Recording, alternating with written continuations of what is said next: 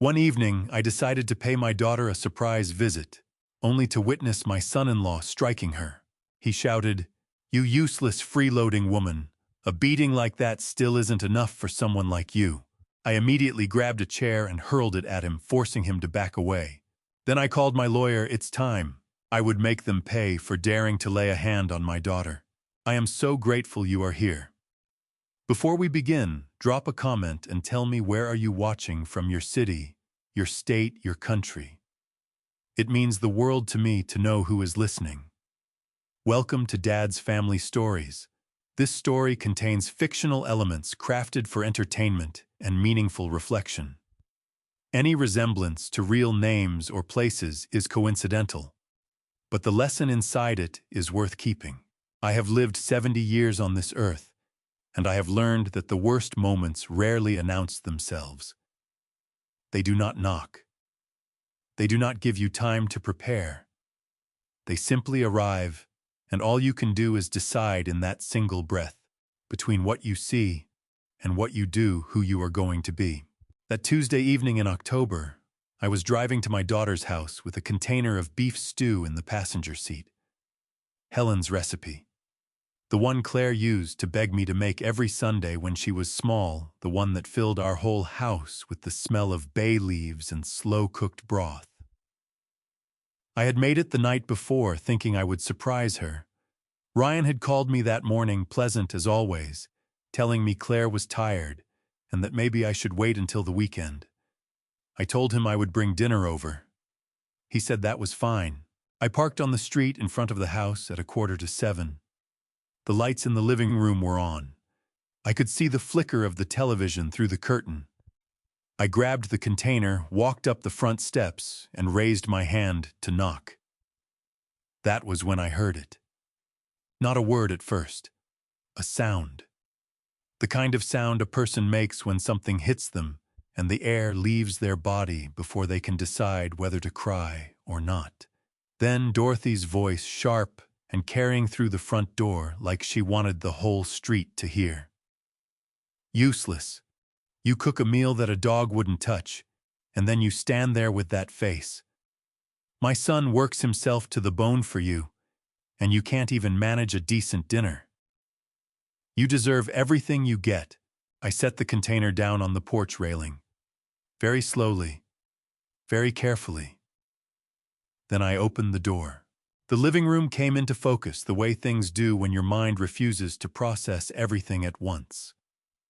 Dorothy Whitmore standing near the far wall, arms crossed, face twisted with a satisfaction that turned my stomach. Ryan with his back to me, his right hand still raised. And Claire, my daughter, my 39-year-old daughter, who used to fall asleep on my shoulder during long drives, pressed against the wall with her hand over her cheek and her eyes squeezed shut. On the stairs halfway up, Ethan sat with his knees pulled to his chest. 9 years old.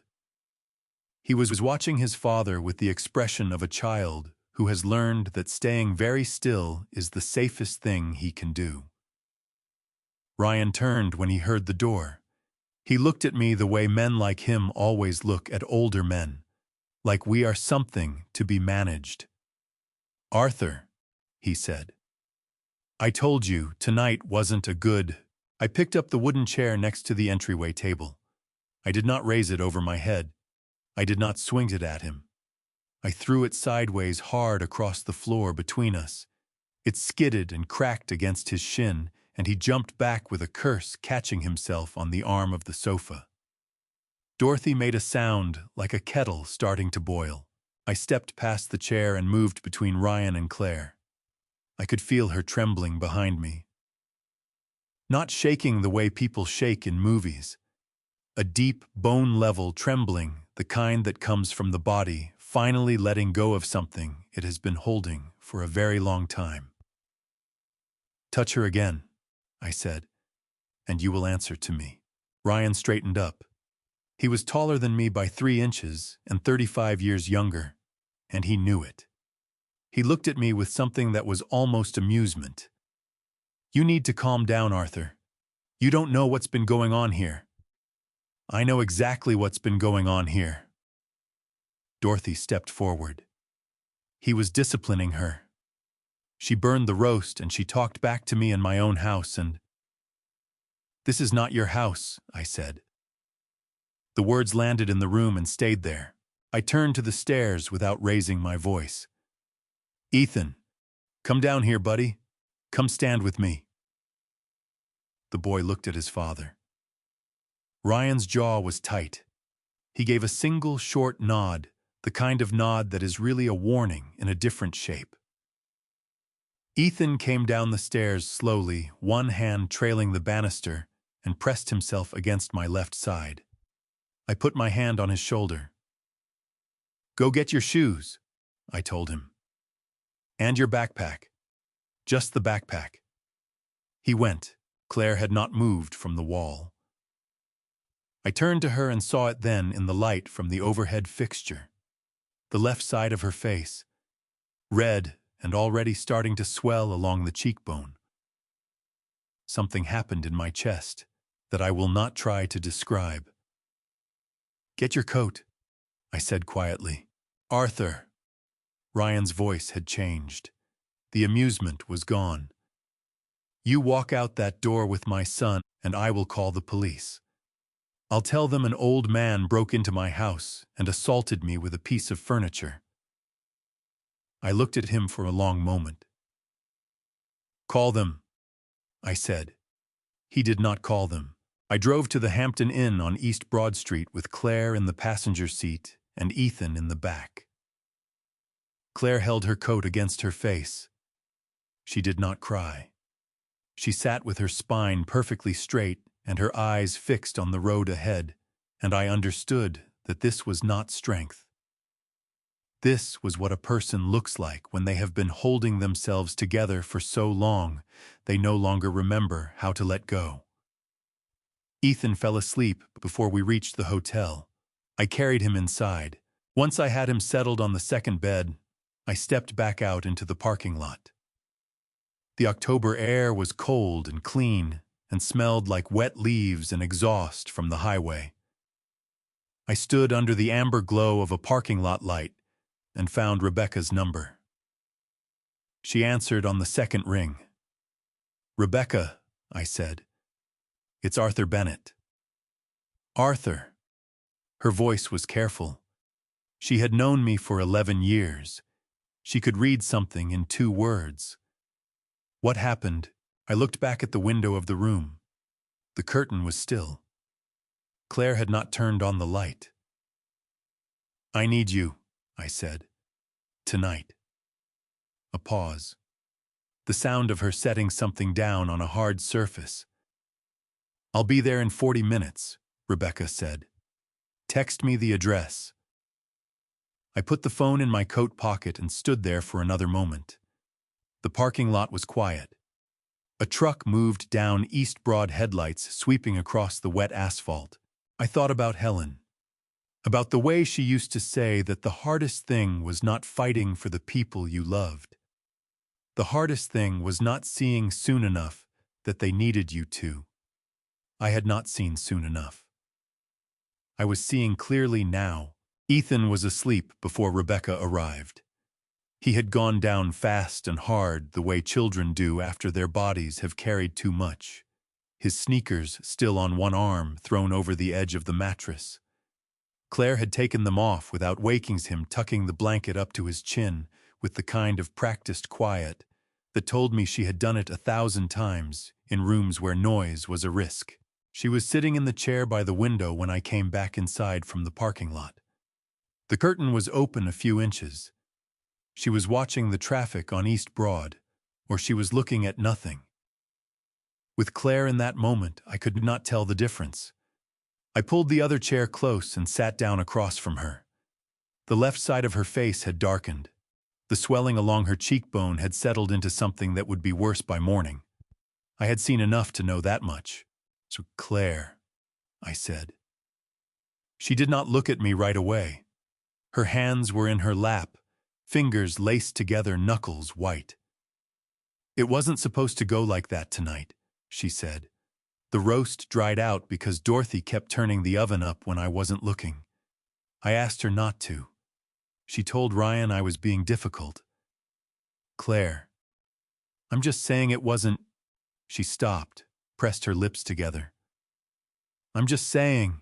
I waited. I have learned over 70 years that silence used correctly is not emptiness. It is pressure. And sometimes the kindest thing you can do for someone is apply it gently. She turned from the window and looked at me. Her eyes were dry. That was the part that hurt most. Not tears. Just this flat, exhausted steadiness, like a woman who had used up her crying a long time ago and was running on something else now. How long? I asked. Dad. How long, Claire? She looked down at her hands, unclaced her fingers, laced them again. Almost 3 years, she said. It started small. A shove. Him grabbing my arm too hard. He was always sorry after. The first few times. She paused. Then he stopped being sorry. The room was very quiet. The heating unit under the window clicked and hummed. Dorothy knew, she continued, her voice dropping. She knew from early on. She told me once that a wife who keeps a peaceful home doesn't give her husband reasons. She said her own mother had taught her that. I kept my hands on my knees. I kept my breathing even. I did not trust myself to speak for a moment. Why didn't you call me? She looked up, and in her eyes I saw something I had not expected. Not shame, not fear, something older and more complicated than either of those things. Because Ryan told me that if I ever involved you, if I ever talked to anyone, he would take Ethan. He said he had the money and the lawyers to make sure I never saw my son again. And I... Her voice cracked for the first time. Just once, as a single fracture in the surface. I believed him, Dad. I'm still not sure he was wrong. I stood up then, not because I needed to move, because I could not sit still with what I was feeling and maintain the expression I needed to maintain for her sake. I walked to the window and looked out at the parking lot. The amber lights. The wet pavement. A couple walking to their car laughing about something oblivious. I thought about Ryan standing in that living room with his hand still raised. I thought about Dorothy's face, that satisfaction. I thought about the 3 years my daughter had spent deciding every morning whether today was the day she would finally break. I heard the knock at the door before I had finished deciding what to say. Rebecca Shaw was 53 years old and had been practicing family law in Columbus for 26 years.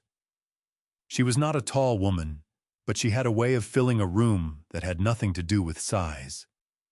She came in wearing a charcoal blazer over a dark turtleneck.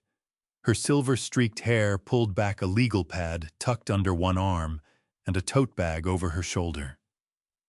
She looked at Claire's face, looked at Ethan sleeping, and said nothing for 3 full seconds. Then she set the legal pad on the small table by the wall and pulled a chair up. "Tell me everything," she said to Claire. "From the beginning, take your time." Claire told her. It took 40 minutes. Rebecca did not interrupt once. She wrote steadily, filling pages in a handwriting so small and dense I could not read it from where I sat. When Claire finished, Rebecca set the pen down, aligned it with the edge of the pad, and looked up. "All right," she said. "Here is where we are, and here is where we need to go." She turned the legal pad around so Claire could see the 3 items she had underlined at the top of the page. First, medical documentation. Tomorrow morning, first thing. We need a physician to examine you and create an official record of every injury. That medical documentation can become important evidence in both the domestic violence and custody proceedings. That report becomes part of our evidentiary foundation. Claire nodded. Second, finances. I need access to every joint account, every statement you can get your hands on. Ryan may already be moving money. People in his position usually start the moment they sense the ground shifting. Rebecca's voice was level and precise, like a carpenter reading a blueprint. We need to know exactly what exists and exactly where it is before he has time to make it disappear. I don't have the passwords to most of the accounts, Claire said. He handled everything. Rebecca made a note. We'll work around that. There are legal mechanisms. She looked at the third item. Third, financial independence. Claire, I have to be direct with you. Whatever Arthur can provide, and I know he wants to help, cannot be your primary source of income going into this. A judge evaluating custody will look at your ability to provide stability for Ethan independently. That means income that comes from you. Claire straightened in the chair. What are you saying? I'm saying we need to think about what you can build, quickly but realistically. I leaned forward. She had a catering business. Before Ethan, she was good at it.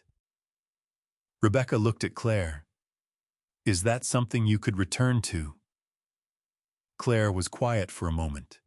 Her eyes moved to Ethan, to the small shape of him under the blanket, his chest rising and falling. I don't know, she said. Maybe. That's enough for tonight, Rebecca said. She capped her pen and began gathering the pages of notes into a neat stack. Get some sleep, both of you.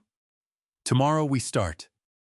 She stood, picked up her bag, and looked at me directly for the first time since she arrived. Arthur, I know what you want to do. Don't do it yet. Let the process work first. I held her gaze. And if the process isn't fast enough, then we'll have that conversation, she said. But not tonight. After she left, the room was quiet again. Claire sat motionless, staring at Rebecca's empty chair. Then she turned and looked at me, and her expression was the one I remembered from when she was very small, when she had come to me after a nightmare, and needed me to confirm that the thing she was afraid of was not actually standing in the dark. Dad, she said, what if he's right? What if I can't do this? I pulled my chair close enough that our knees were almost touching. Do you remember what your mother used to say about bread? I asked. She blinked. What? She used to say the dough has to be pressed down before it can rise. She said that every single time it felt like she was hurting it. I put my hand over hers. You have been pressed down for 3 years, Claire. That's not the end of the story. That's the part right before it rises. She looked at me for a long moment. Then she leaned forward and put her forehead against my shoulder, and I held my daughter in a room that smelled of industrial carpet and recycled air while her son slept 10 feet away. She did not cry, but her grip on my arm was tight enough that I felt it long after she let go. I have spent a lot of time in waiting rooms over the years, waiting while Helen was in surgery, waiting while Claire was in labor with Ethan. Waiting has a particular texture when the person you love is behind a closed door and there is nothing you can do but sit in a plastic chair and count the minutes. The urgent care clinic on Morse Road opened at 7. We were there at 6:55. Claire had slept maybe 2 hours. I could see it in the way she moved, careful and deliberate, like someone navigating a floor they were not sure would hold their weight. Before heading to the clinic, I dropped Ethan at school. Claire and I arrived at urgent care shortly after 8. He had not asked questions. He had eaten his cereal, put on his backpack, and kissed Claire on the cheek with a gentleness that did not belong to a 9-year-old boy. It made my chest ache in a way I could not name. The waiting room had 4 other people in it. A man with a wrapped hand, a woman with a toddler asleep across her lap, an elderly gentleman reading a folded newspaper. Nobody looked at us. In a waiting room, people are generally too caught up in their own pain to notice anyone else's. Claire sat beside me with her coat zipped to the chin. The bruise along her left cheekbone had gone deep purple overnight, the kind of color that makes people look away when they see it in public, and then look back when they think you're not watching. "You don't have to come in with me," she said. "I know." "I mean it. I can do this part myself."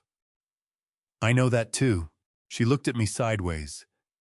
There was something in her expression I had not seen since she was a teenager. Not irritation exactly. Something closer to determination, to the early stages of a woman deciding she was going to do a hard thing, and she was going to do it on her own terms. "Okay," she said, "but stay close." A nurse called her name 20 minutes later. Claire stood, smoothed her coat, and walked through the door without looking back. I sat with my hands on my knees and watched the door close behind her. The man with the wrapped hand left. The toddler woke up and started crying. The elderly gentleman turned a page of his newspaper with the slow precision of someone who has nowhere else to be. I envied him that. 35 minutes passed, then the door opened, and a woman in a white coat stepped out. She was perhaps 50, with reading glasses pushed up on her forehead and the measured expression of someone who has learned to deliver difficult information without letting it become dramatic. "Mr. Bennett," she said. I stood. "I'm Dr. Paulson. Your daughter asked me to speak with you directly." She held the door open. "Please come in." The examination room was small and bright.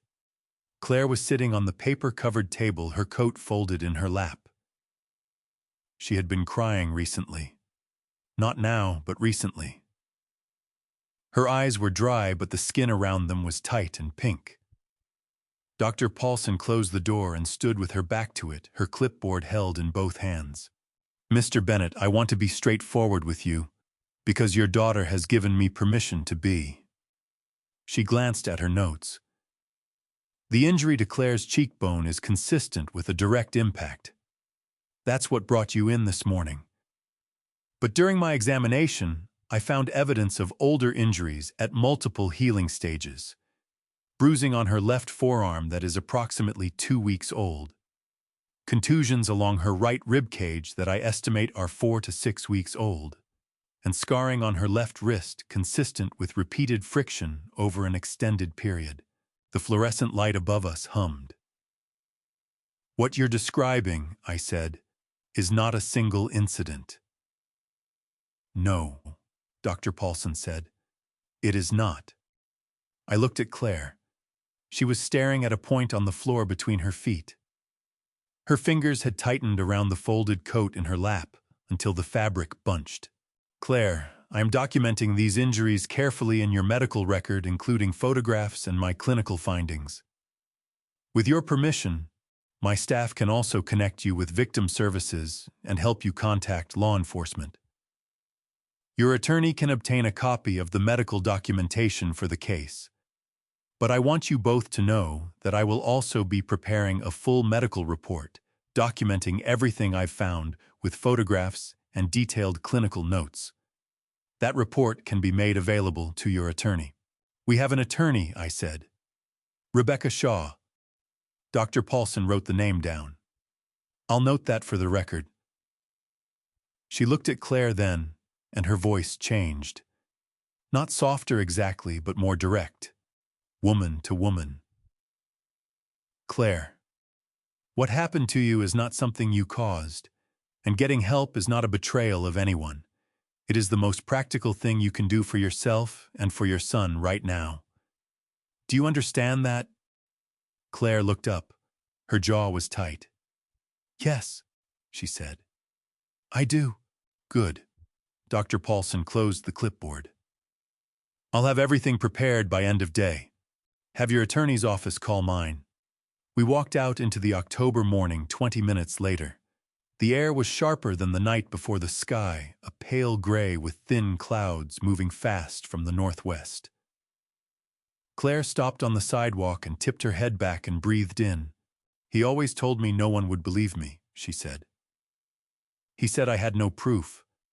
He said I was bad at remembering things, that I exaggerated, that I was too emotional to be trusted. I stood beside her. And now? She lowered her head and looked at me. The bruise on her face was stark in the gray morning light, but her eyes were steadier than they had been the night before. Something had shifted behind them. Small but real. "Now there are photographs," she said, "and a doctor's signature." I took out my phone and called Rebecca. She picked up on the first ring. "We have the medical report," I said. "Full documentation, multiple injuries, multiple time frames. The physician is a mandated reporter and has already filed with the county." "Good." I could hear Rebecca writing. "How is Claire?"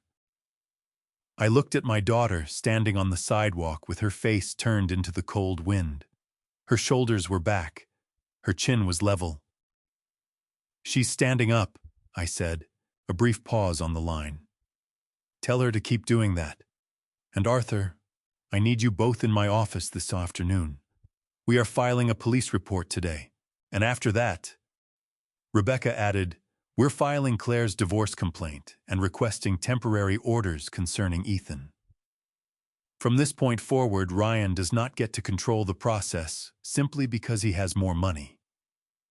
I lowered the phone and told Claire. She nodded once. Then she turned and walked toward the car, her footsteps firm on the wet concrete. My phone buzzed in my hand before I could put it away. A text message from a number I recognized immediately. Ryan's number. 4 words. "You made a mistake, old man." I read it twice. Then I put the phone in my coat pocket and followed my daughter to the car. Ethan found me sitting at the small desk in the corner of the hotel room that afternoon, going through the notes Rebecca had left with us the night before. Claire was in the bathroom. I could hear the shower running, which meant she was giving herself 10 minutes of privacy. The kind of privacy that hotel walls do not really provide, but that we were all pretending they did. He came over without saying anything, and climbed up onto the chair beside me, which was too tall for him, and required a small hop. He was still in his school clothes. He had a tablet computer tucked under his arm, one of those older models with a cracked corner on the protective case, the kind of thing that gets handed down when a newer one arrives. He set it on the desk in front of me. "Grandpa," he said, "I want to show you something." I looked at him. His face was very serious in the way that children's faces get serious when they have been carrying something they do not have the words for. "Okay, buddy," I said. "Show me." He unlocked the screen and opened the video app. His fingers moved with the automatic confidence of a child who has grown up touching screens. He scrolled back through a long list of thumbnails, most of them sideways shots of action figures and Lego constructions, and one very long video that appeared to be nothing but the ceiling of his bedroom. He stopped on one, tapped it. The video began with Ethan's own face filling the screen, grinning, holding up a plastic dinosaur. His voice came through the small speaker, narrating something about a T-Rex defeating a Triceratops in what sounded like an elaborate storyline he had been developing over several weeks. He moved the camera around to show the full battlefield, which was the living room carpet. And that was when the background came into view. I heard it before I fully processed what I was seeing. Ryan's voice, low and tight. Then a sound.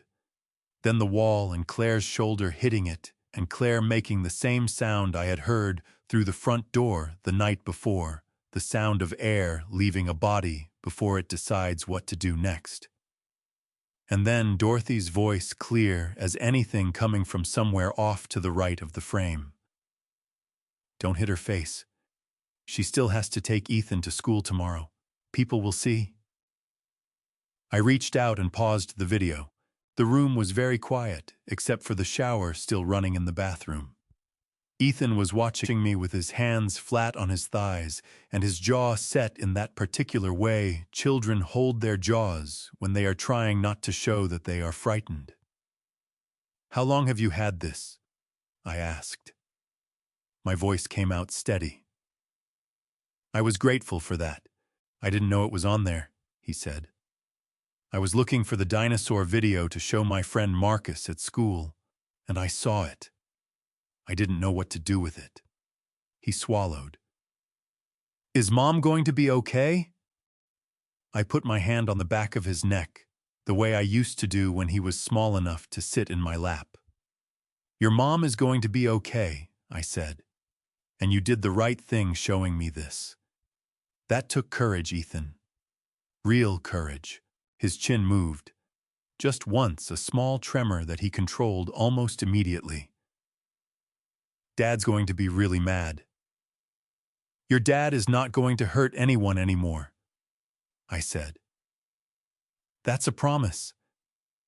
I did not make promises I could not keep. I had not done that since Claire was small. I was not going to start now. I called Rebecca before Claire came out of the bathroom. I kept my voice low and told her what was on the tablet. There was a pause on her end, the kind that means a person is recalculating. Do not let that tablet out of your sight, she said. Don't upload it anywhere, don't send it anywhere. Bring it to my office when you come this afternoon.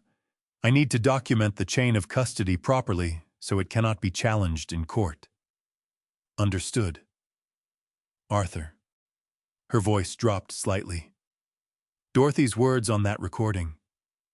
Do you understand what that means?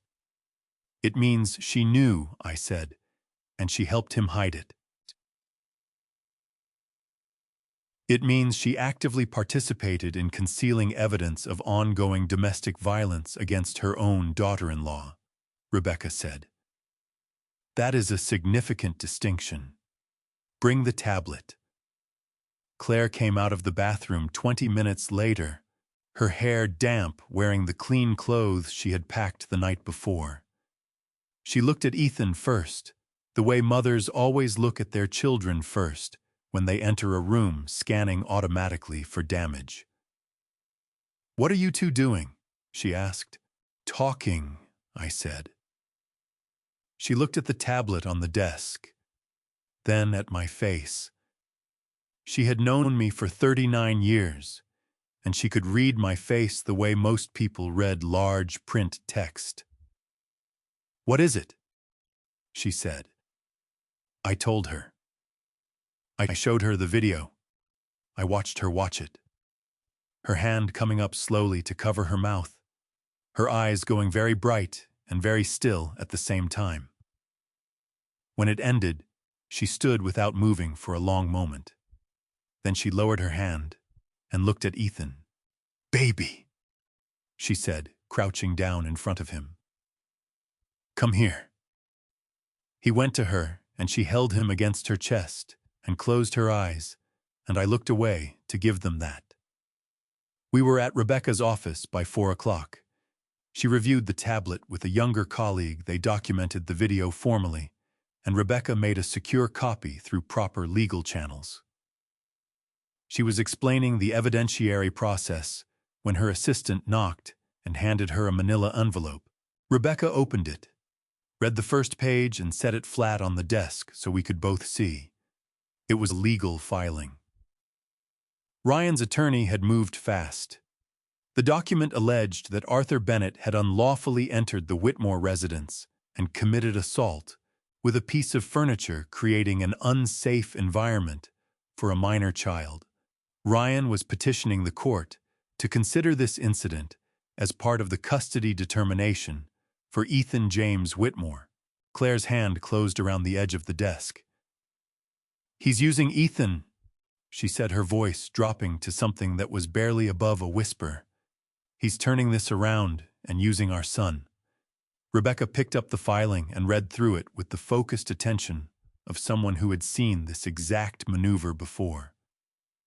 She set it down again, aligned it with the edge of the desk, and looked at Claire directly. Yes, she said.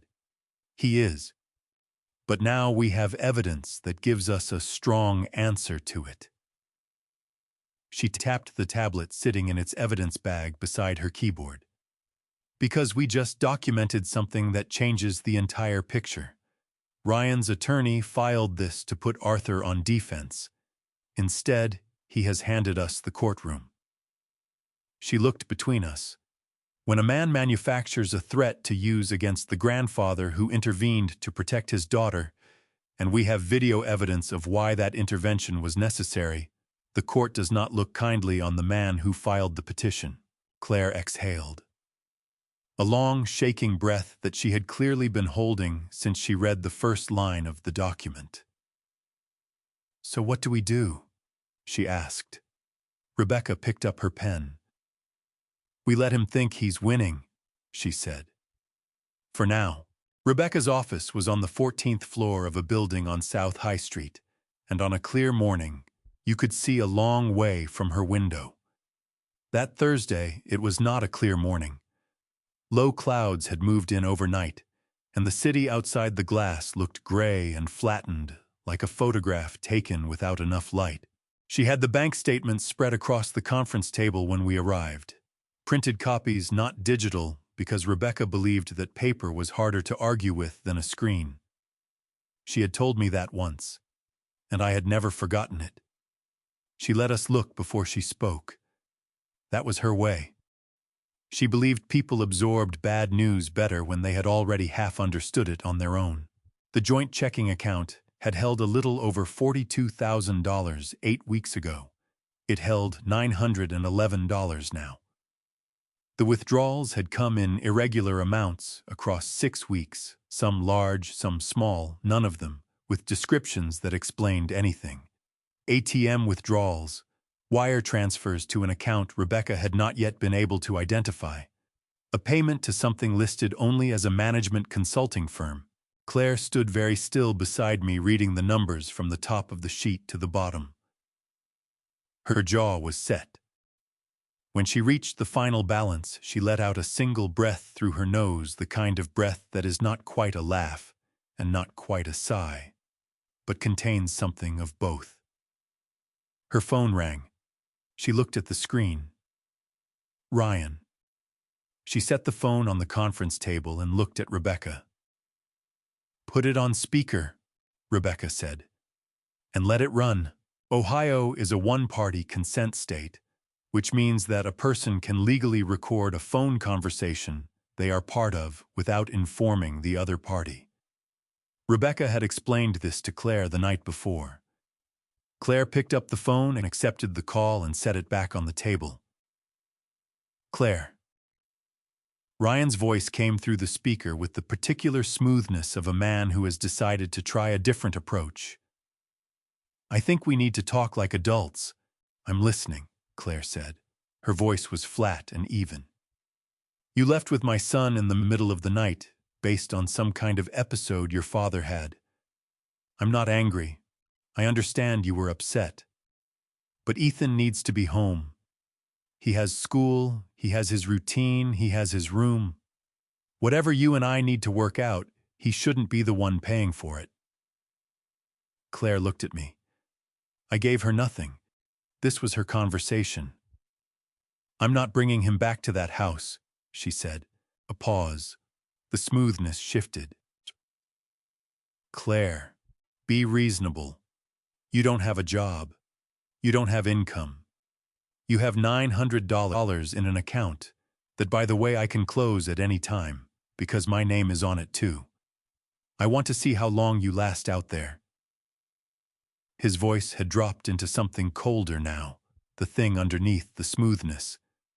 "Bring my son home and we'll figure the rest out. Or don't, and we'll let a judge figure out what an unemployed woman with no income and a violent father can actually provide for a child." The line went quiet. Claire reached over and ended the call. She picked up the phone and set it face down on the table without a word. Rebecca was already writing.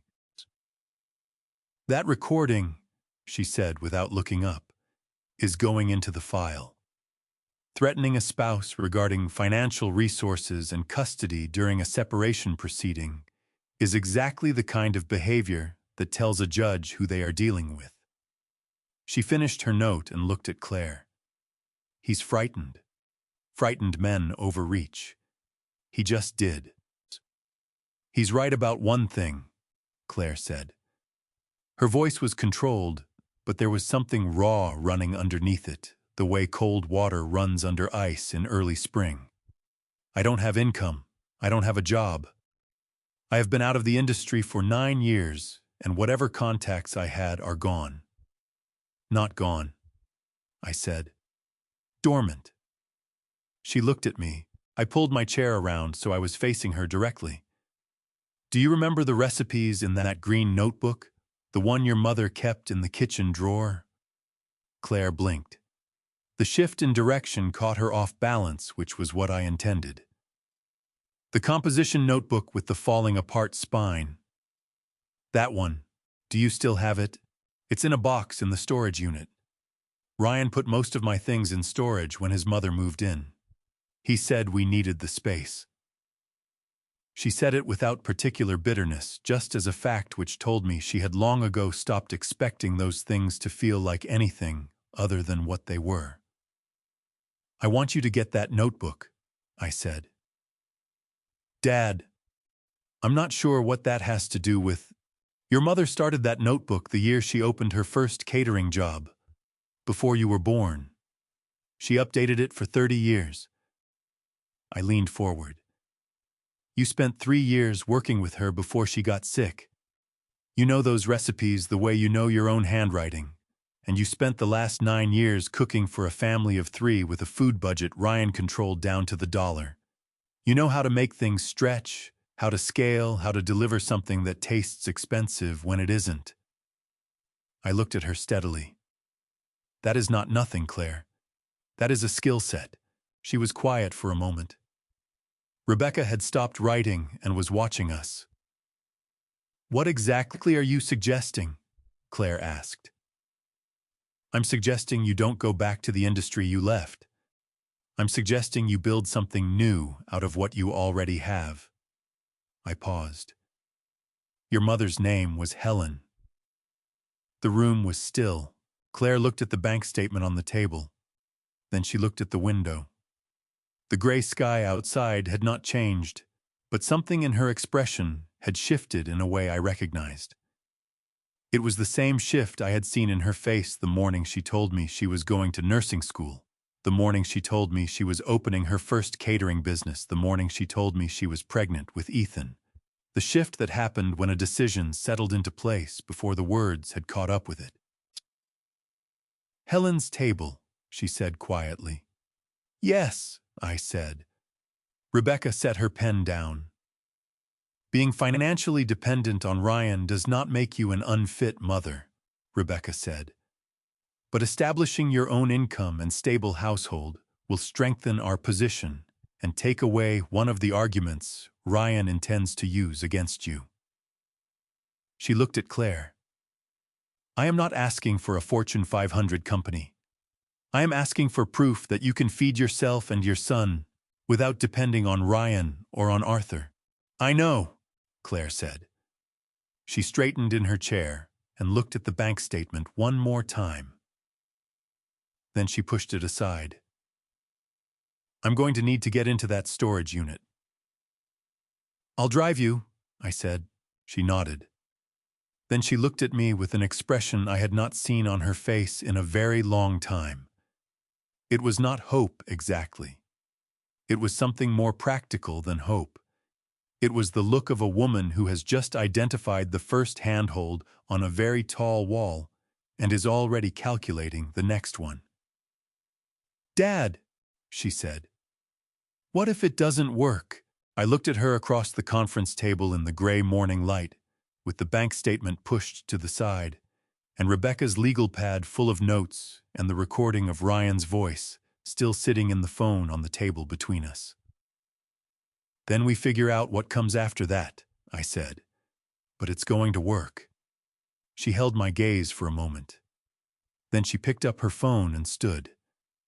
Let's go get that notebook, she said. The storage unit was in a facility off Livingston Avenue, one of those long gray buildings with orange roll-up doors that always smell of cardboard and old furniture and lives that have been packed away and left to wait. Claire had not been there since Ryan moved her things in. That had been 14 months ago. She remembered the date because it was 2 weeks after his mother arrived with her suitcases and her opinions and her absolute certainty that she was doing everyone a favor. The unit was 10 by 10. Claire's old desk was pushed against the back wall, her sewing table folded beside it, boxes stacked to the ceiling on the right side. On the left, under a moving blanket, was the thing I had come for. Claire pulled the blanket back. The old laptop was sitting on top of a box labeled Kitchen Misc in black marker. Beside it, tucked between the laptop and the side of the box, was the green composition notebook. Its spine was held together with 2 rubber bands now. The cover had a water stain on the lower left corner that had not been there the last time I saw it. Claire picked up the notebook first. She held it with both hands, not opening it. Just held it. She wrote in this the week before she died, Claire said. She was in the hospital, and she asked me to bring it. She said she had remembered a variation on her lemon cake that she hadn't written down yet. She ran her thumb along the rubber bands. I thought it was the medication making her think about odd things. But she was completely clear. She described it to me for 20 minutes. I wrote it in the back pages because her hands weren't steady enough. I did not say anything. Some moments do not need comment. She set the notebook carefully in her bag and picked up the laptop. Back at the apartment I had rented for her and Ethan, a small 2-bedroom on the east side with good natural light and a kitchen large enough to work in. Claire set the laptop on the table and plugged it in. It took several minutes to wake up the loading wheel, turning slowly, the machine working through whatever it had been dreaming about for 14 months. She opened her old email account first. The inbox was full of things that no longer mattered. Subscription updates, newsletters, a note from a vendor about a price change on linen napkins. She scrolled without looking for anything in particular, the way you scroll when you are not sure what you are looking for, but you will know it when you see it. She found it 17 minutes in. The original message was from a company called Harrington Group, dated 3 years and 4 months ago. The subject line read, Catering Proposal Follow-Up. The body of the email was professional and direct. They had enjoyed the tasting she had provided. They were prepared to offer a 12-month contract for corporate event catering with an option to renew. They were asking for her decision within 2 weeks. Claire stared at the screen. Her finger hovered over the trackpad without clicking anything. I remember this, she said slowly. I remember getting this email. I was so excited. I printed it out and showed Ryan that same evening. She paused. He told me the terms weren't favorable. He said the liability exposure was too high for a small operation and that I should decline. And did you? I asked. I thought I did. Her voice had gone very quiet. I thought I sent a reply that week. She clicked on the sent folder, searched for Harrington, found the reply. It was dated 4 days after the original inquiry. The language was polite and final. She thanked them for the opportunity, explained that she had decided not to continue pursuing the catering business at this time, and wished them well. Claire read it twice. Then she read it a third time. I did not write this, she said. The words came out flat and certain with no question mark at the end, because she was not asking. She was stating a fact the way you state a fact, when the ground has just shifted under you and the only solid thing left is what you know to be true. How can you be sure? I asked. Not because I doubted her. Because she would need to be able to answer that question in a room full of people who would doubt her. Because I never say, at this time, she said. I have never used that phrase in my life. Ryan uses it constantly, in emails, in texts, in conversations. She looked up at me. And because I would never have thanked them for an opportunity and then walked away from it. I wanted that contract more than almost anything that year. She opened the archived security folder from her old business account. The account had automatically saved security alerts whenever a new device logged in. It took her a few minutes to navigate, her fingers moving faster now with the focused urgency of someone who has just understood what they are looking for. She found the entry and turned the screen toward me. The reply email had been sent from a device that was not her phone and not her old laptop. The IP address was logged. The browser was Chrome on a Windows machine. Claire had always used Safari. She had never owned a Windows computer, but Ryan had. She pushed her chair back from the table and stood up. She pressed both palms flat on the surface and leaned her weight on them, her head dropping forward, her breath coming in long, controlled pulls. A woman holding herself together through sheer, deliberate effort. "He did it while I was in the hospital," she said. "I had a procedure that week. A minor thing, but I was gone overnight. He had access to my account because I had never changed the password after we got married." She raised her head and looked at me.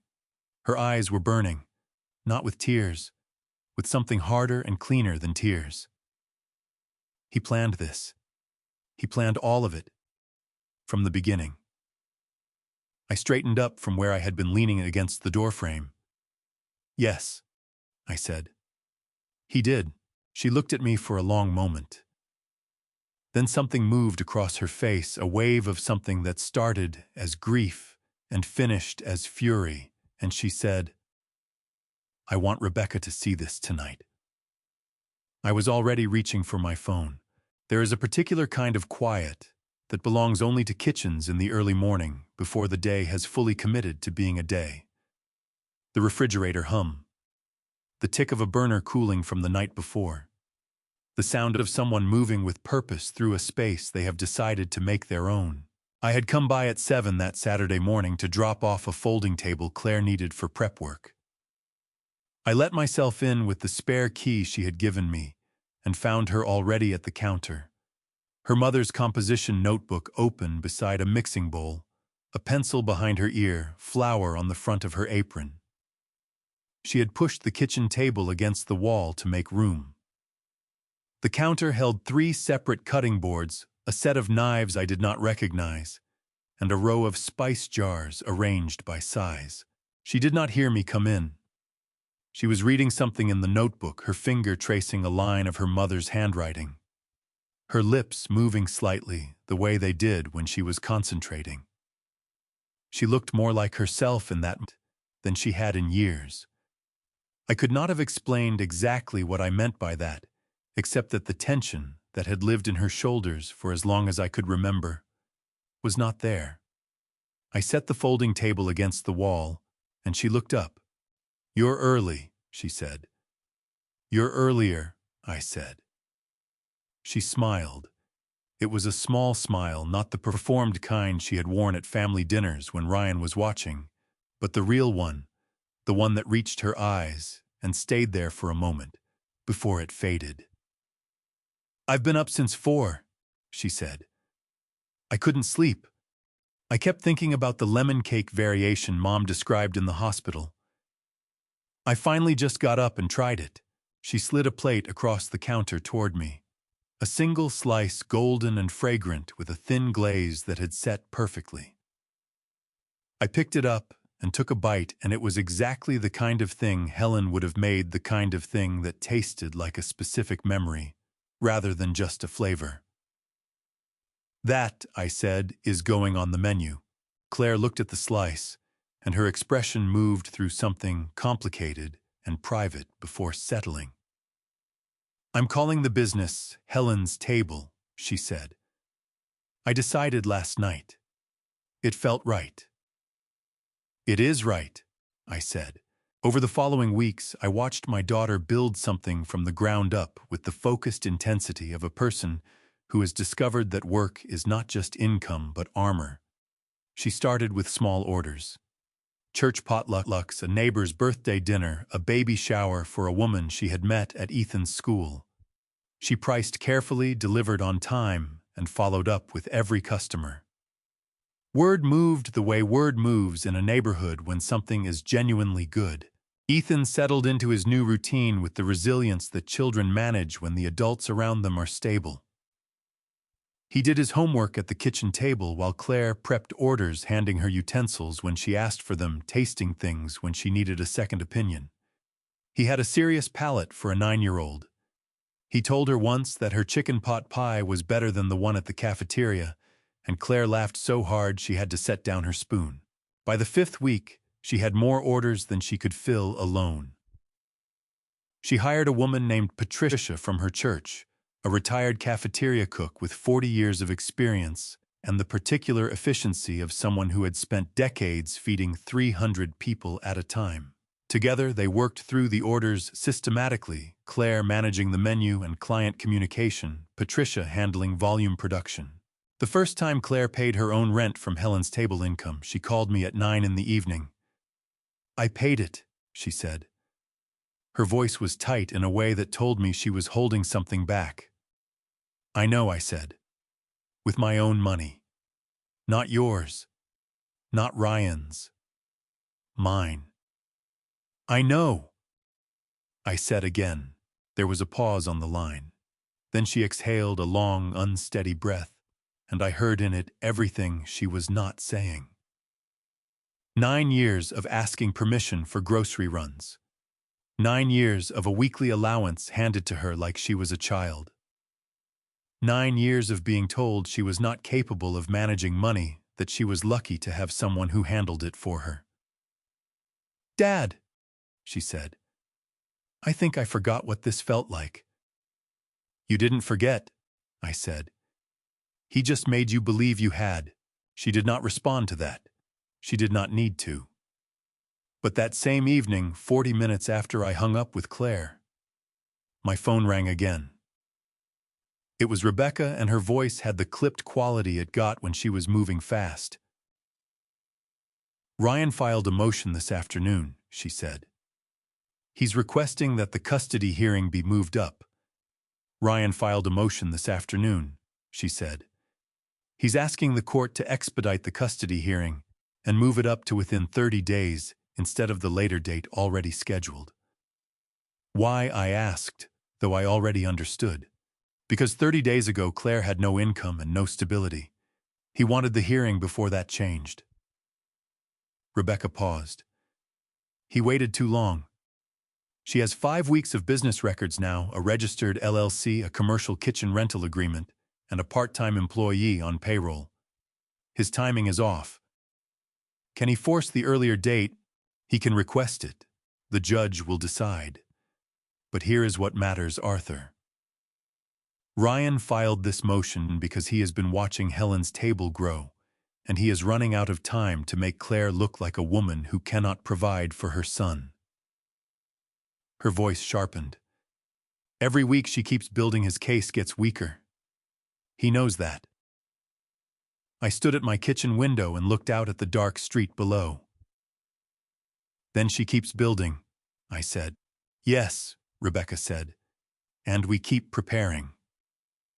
A brief pause, then quieter. "Arthur, I need you to come in tomorrow morning. I've started pulling Ryan's financial records through the discovery process, and I found something I want you to see in person." The street outside was empty. A light rain had started tapping against the glass. "What did you find?" I asked. "A name," she said. "It keeps coming up. I want to make sure I'm reading it correctly before I say anything more." Rebecca's conference table looked different on a Sunday morning.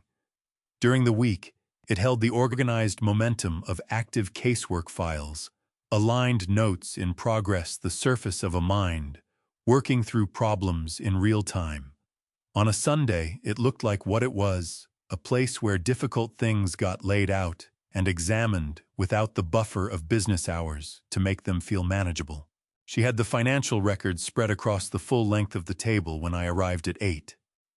Printed copies again. Highlighted in 3 colors, yellow for dates, green for amounts, pink for a name that appeared more times than anything else on the page. I hung my coat on the hook by the door and came to stand beside her. "How long did you work last night?" I asked. "I don't track that anymore," she said, which meant most of it. She picked up the first stack of pages and handed it to me without preamble. "These are the statements from the joint checking account, the one with the $900 we looked at last week. I've been cross-referencing the withdrawals against Ryan's corporate card statements, which we obtained through discovery." She pointed to the pink highlights. "That name appears in connection with 41 separate transactions over a 34-month period." I read the name, Vanessa Cross. "Hotel charges," Rebecca said, moving down the page with her finger. "Restaurant bills, a jewelry purchase at a store on Easton, monthly payments to a leasing company for an apartment in the Short North neighborhood. And here, 6 wire transfers, each between $800 and $1,200, sent directly to a personal account registered in her name." I set the pages down on the table. "How much in total?" Rebecca had the number ready. She always had the number ready. "Across all transactions, including the apartment lease payments, which we've been able to verify through the leasing company's records, Ryan spent approximately $63,000 on Vanessa Cross over the course of their relationship. The majority of that came from accounts that held marital funds." The number sat in the room between us. $63,000. In the same years that Claire had been asking Ryan's permission to buy new shoes for Ethan. In the same years, she had been cutting grocery lists down to fit a weekly budget he set and controlled, and occasionally reduced without explanation. "Who is she?" I asked. "She works in the contracts division of Ryan's company. They've been in the same department for 4 years. She is 31 years old." Rebecca opened a separate folder. "I have not contacted her. I wanted to speak with you first." I pulled out the chair at the head of the table and sat down. I looked at the pages spread across the surface, all that pink highlighting 41 transactions, 34 months, $63,000. "Claire mentioned that name once," I said. "About 2 years ago. She told me Ryan had a colleague named Vanessa who called the house sometimes in the evening. Ryan told her it was work. He told her Vanessa was handling a long-running contract negotiation that required odd hours. And Claire believed him. Claire had been told for years that her instincts were wrong," I said. "That she was suspicious without reason. That she invented problems because she had nothing productive to do with her time." I looked at Rebecca. When someone tells you that often enough, you start to filter your own perceptions through their version of events. It took effort to stop. Rebecca nodded slowly. She understood that dynamic. She had seen it in enough cases to recognize its shape from a distance. "I need to tell Claire," I said. "Yes," Rebecca said.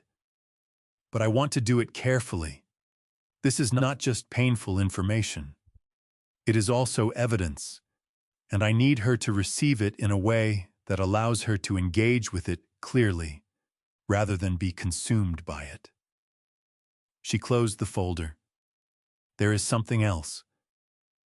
She picked up a separate set of pages from the far end of the table, thinner than the others, and set them in front of me. "Vanessa Cross is listed as the sole owner of a registered business. It's called Cross Consulting Services, LLC. It was incorporated 14 months ago." She pointed to a line near the bottom of the first page. "Ryan's employer has made 6 payments to that company in the past year. The total is just under $40,000. I looked at the page. Then I looked at Rebecca. "What does Cross Consulting Services actually do?" I asked. "That," she said, "is an excellent question. I have found no contracts, no deliverables, no client correspondence, no evidence of any service actually rendered. The company has a registered address that turns out to be a mailbox facility on North High Street. It has no employees other than Vanessa Cross herself, and even that designation appears to be nominal. I leaned back in the chair. Outside the window, the city was gray and still, the Sunday morning quiet that belongs to a place before it has fully woken up. He is running money through her, I said. That is what it looks like, Rebecca said carefully. I am not in a position to make a legal determination, but I have a forensic accountant I work with on complex cases. I would like to bring her in. She looked at me directly. If Ryan has been using his employer's funds to make payments to a company he controls indirectly through a romantic partner, we are looking at something that goes well beyond a divorce case. How far beyond? Rebecca was quiet for a moment in the way she got quiet when she was choosing her words with precision. Far enough, she said, that other agencies may eventually want to be involved. I looked back at the pages, the pink highlights, the name appearing again and again across 34 months. Tell Claire today, I said. She deserves to know what we're dealing with. I'll call her this afternoon, Rebecca said.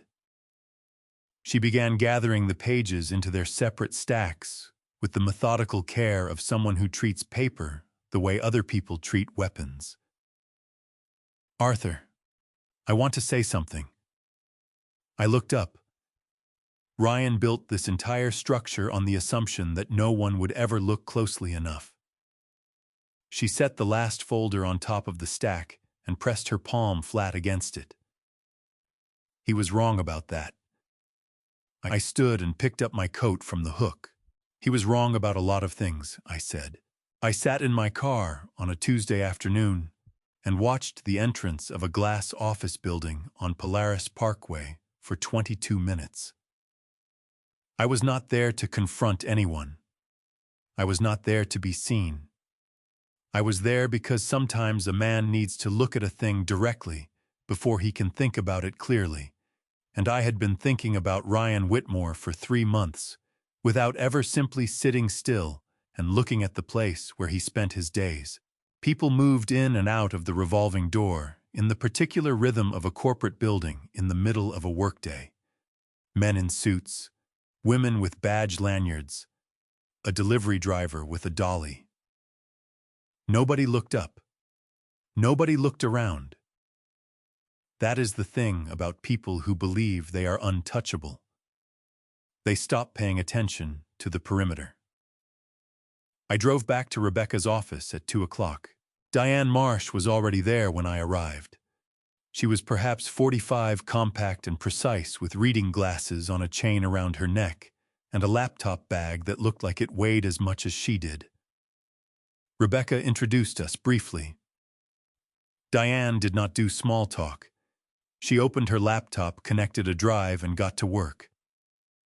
I've had the records for 72 hours, she said, not looking up from her screen. I want to walk you through what I've found. Rebecca and I sat across from her. Cross Consulting Services, LLC was incorporated 14 months ago, Diane began. In the 12 months since its first recorded transaction, it has received 41 payments from 3 separate entities. 31 of those payments came from Ryan Whitmore's employer through their vendor payment system. The remaining 10 came from 2 LLCs I've been tracing back through the state registry. She turned her laptop to face us. Both of those secondary LLCs were incorporated within the past 2 years. Both use the same registered agent, and that registered agent's address is a mailbox facility on North High Street. The same one as Cross Consulting, Rebecca said. The same one, Diane confirmed. What you have here is a layered structure. Money moves from the employer into Cross Consulting. Then portions of it move again into the secondary entities, where it becomes increasingly difficult to trace without subpoenaing additional bank records. She pushed her glasses up her nose. This is not an accident. Someone built this deliberately. It takes planning, and it takes a working knowledge of how corporate payment systems process vendor invoices without triggering automatic review. Ryan works in corporate finance, Rebecca said to me. I'm aware, I said. Diane pulled up a second screen. The total amount that has moved through this structure in the past 14 months is approximately $230,000. Of that, I can account for about 60% through traceable transactions. The remaining 40% has moved into accounts I have not yet been able to identify. The number was larger than I had expected. I did not show that. Is this enough to take to federal authorities? Rebecca asked. It's enough to open a conversation, Diane said. Wire fraud under federal statute requires evidence of a scheme to defraud involving electronic transfers across state lines. Several of these transactions meet that threshold.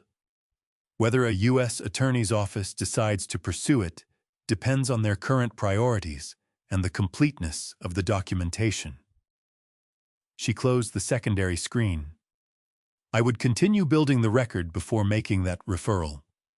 You want to hand them something they cannot put down. I looked at Rebecca. She nodded slightly. My phone rang. I looked at the screen. Ryan. I had not heard from him directly in 11 days. The last contact had been through his attorney. I held the phone up so Rebecca could see the name. She gestured for me to take it.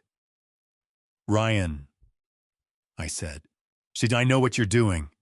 His voice was controlled, but there was something running underneath it, a current of something that had not been there in our earlier conversations.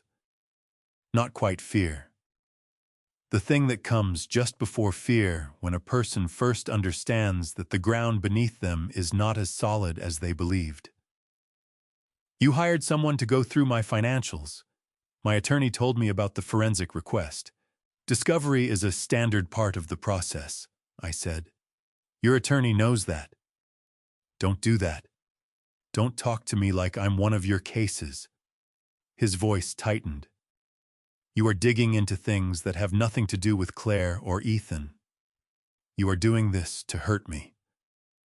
I'm doing this, I said, because your wife asked me to help her. She is not going to find anything. Then you have nothing to worry about. A silence on the line. Not the silence of someone who has nothing to worry about. You're making a mistake, Arthur. The formality of my first name, no old man this time, told me he was choosing his words carefully now. Whatever you think you found, you don't understand the full picture. There are business arrangements that look irregular from the outside, that have completely legitimate explanations. I look forward to hearing them, I said. In the appropriate setting, he made a sound that was not quite a laugh. You think you're protecting her. You think you're the reason any of this is happening. But Claire doesn't need you to fight her battles. She never did. You just never gave her the chance to figure that out.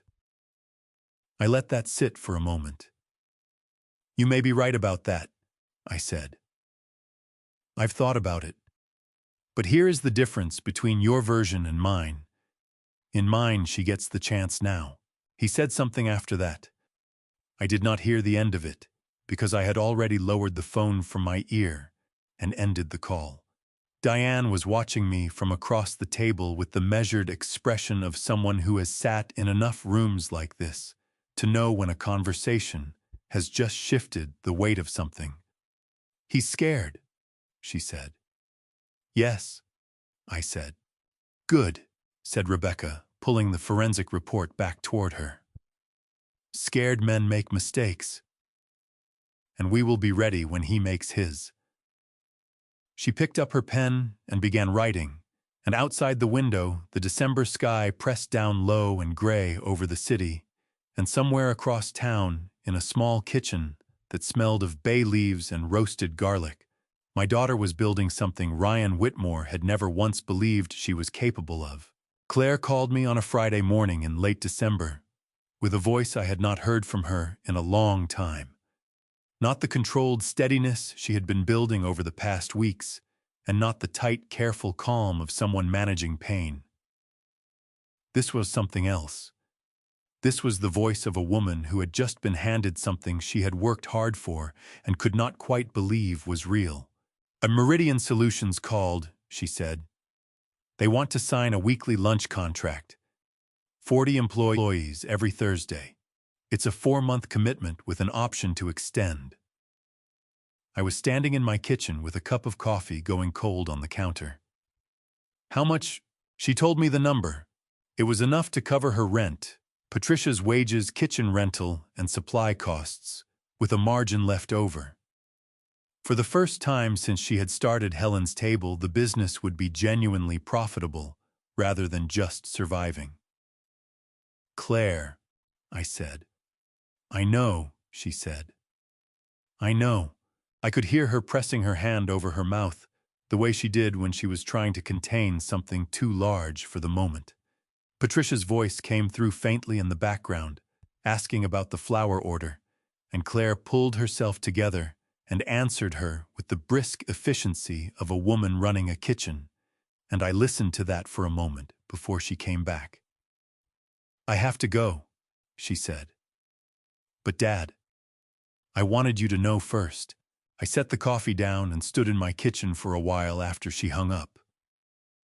Outside, the December light was thin and low, the kind that makes everything look both sharper and more fragile than it actually is. 3 days later, the reviews started. Claire called again on a Monday evening, and this time the voice was different.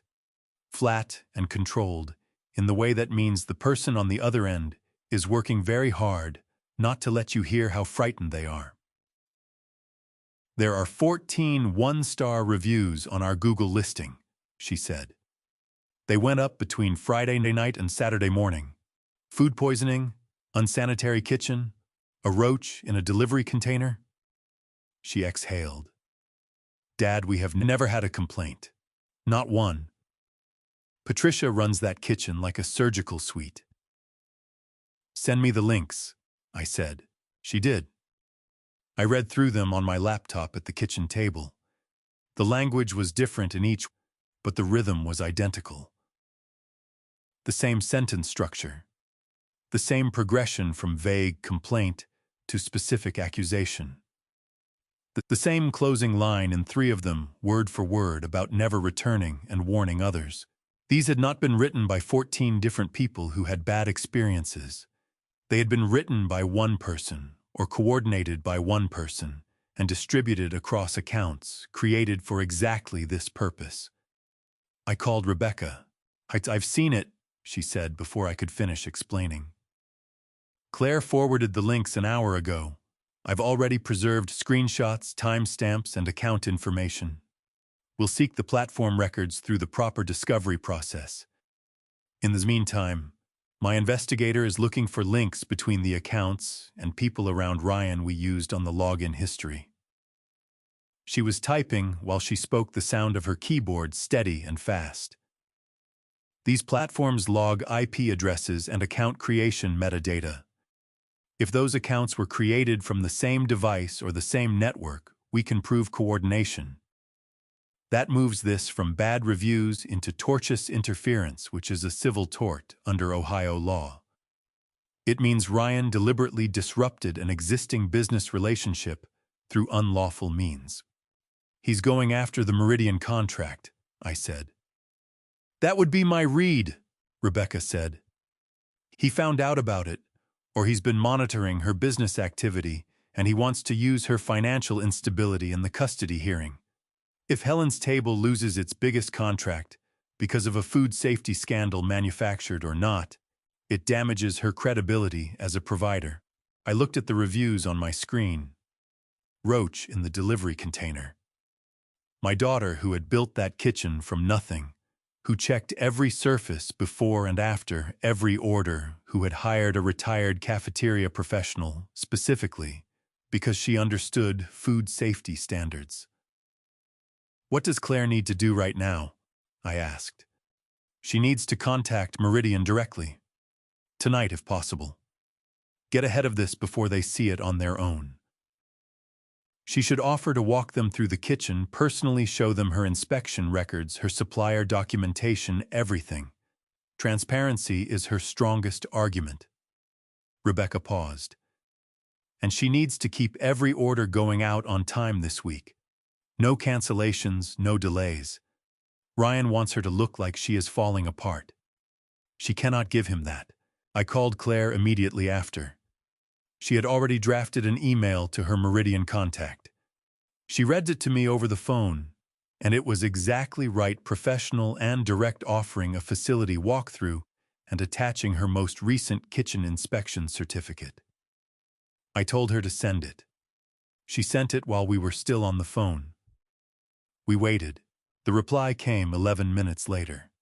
The Meridian operations manager thanked her for reaching out, proactively said they appreciated the transparency, and confirmed the Thursday contract was still in place. Claire let out a breath so long I thought she had been holding it since Monday. He tried to take it away, she said. He did, I said. It didn't work. Why is he doing this now? The hearing isn't for another 6 weeks. Because you scared him, I said. The contract scared him. Every week you are stable is another week his argument falls apart. He is not attacking Helen's table. He is attacking the version of you he needs you to be in that courtroom. She was quiet for a moment. Then her voice shifted into something harder and cleaner. So I just keep going.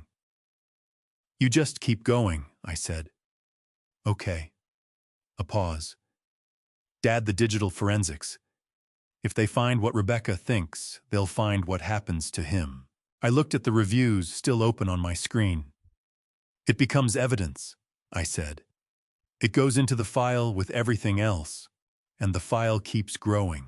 2 days later, Rebecca called to confirm that the forensics firm had traced 11 of the 14 accounts to a single IP address registered to a residential property in Dublin, Ohio. The property was leased to a man who worked in Ryan's department. His name was not on anything public, but his internet connection had been used to build a coordinated campaign against my daughter's business on a Monday night in December. Rebecca's voice when she told me had the particular quality of controlled satisfaction. One more thing he handed us, she said. Yes, I said. One more thing. The voicemail came on a Wednesday evening in January, and I almost did not listen to it.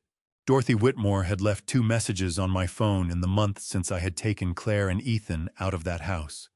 The first was a long, lurching tirade that covered approximately 12 accusations and ended with her informing me that God would deal with me personally.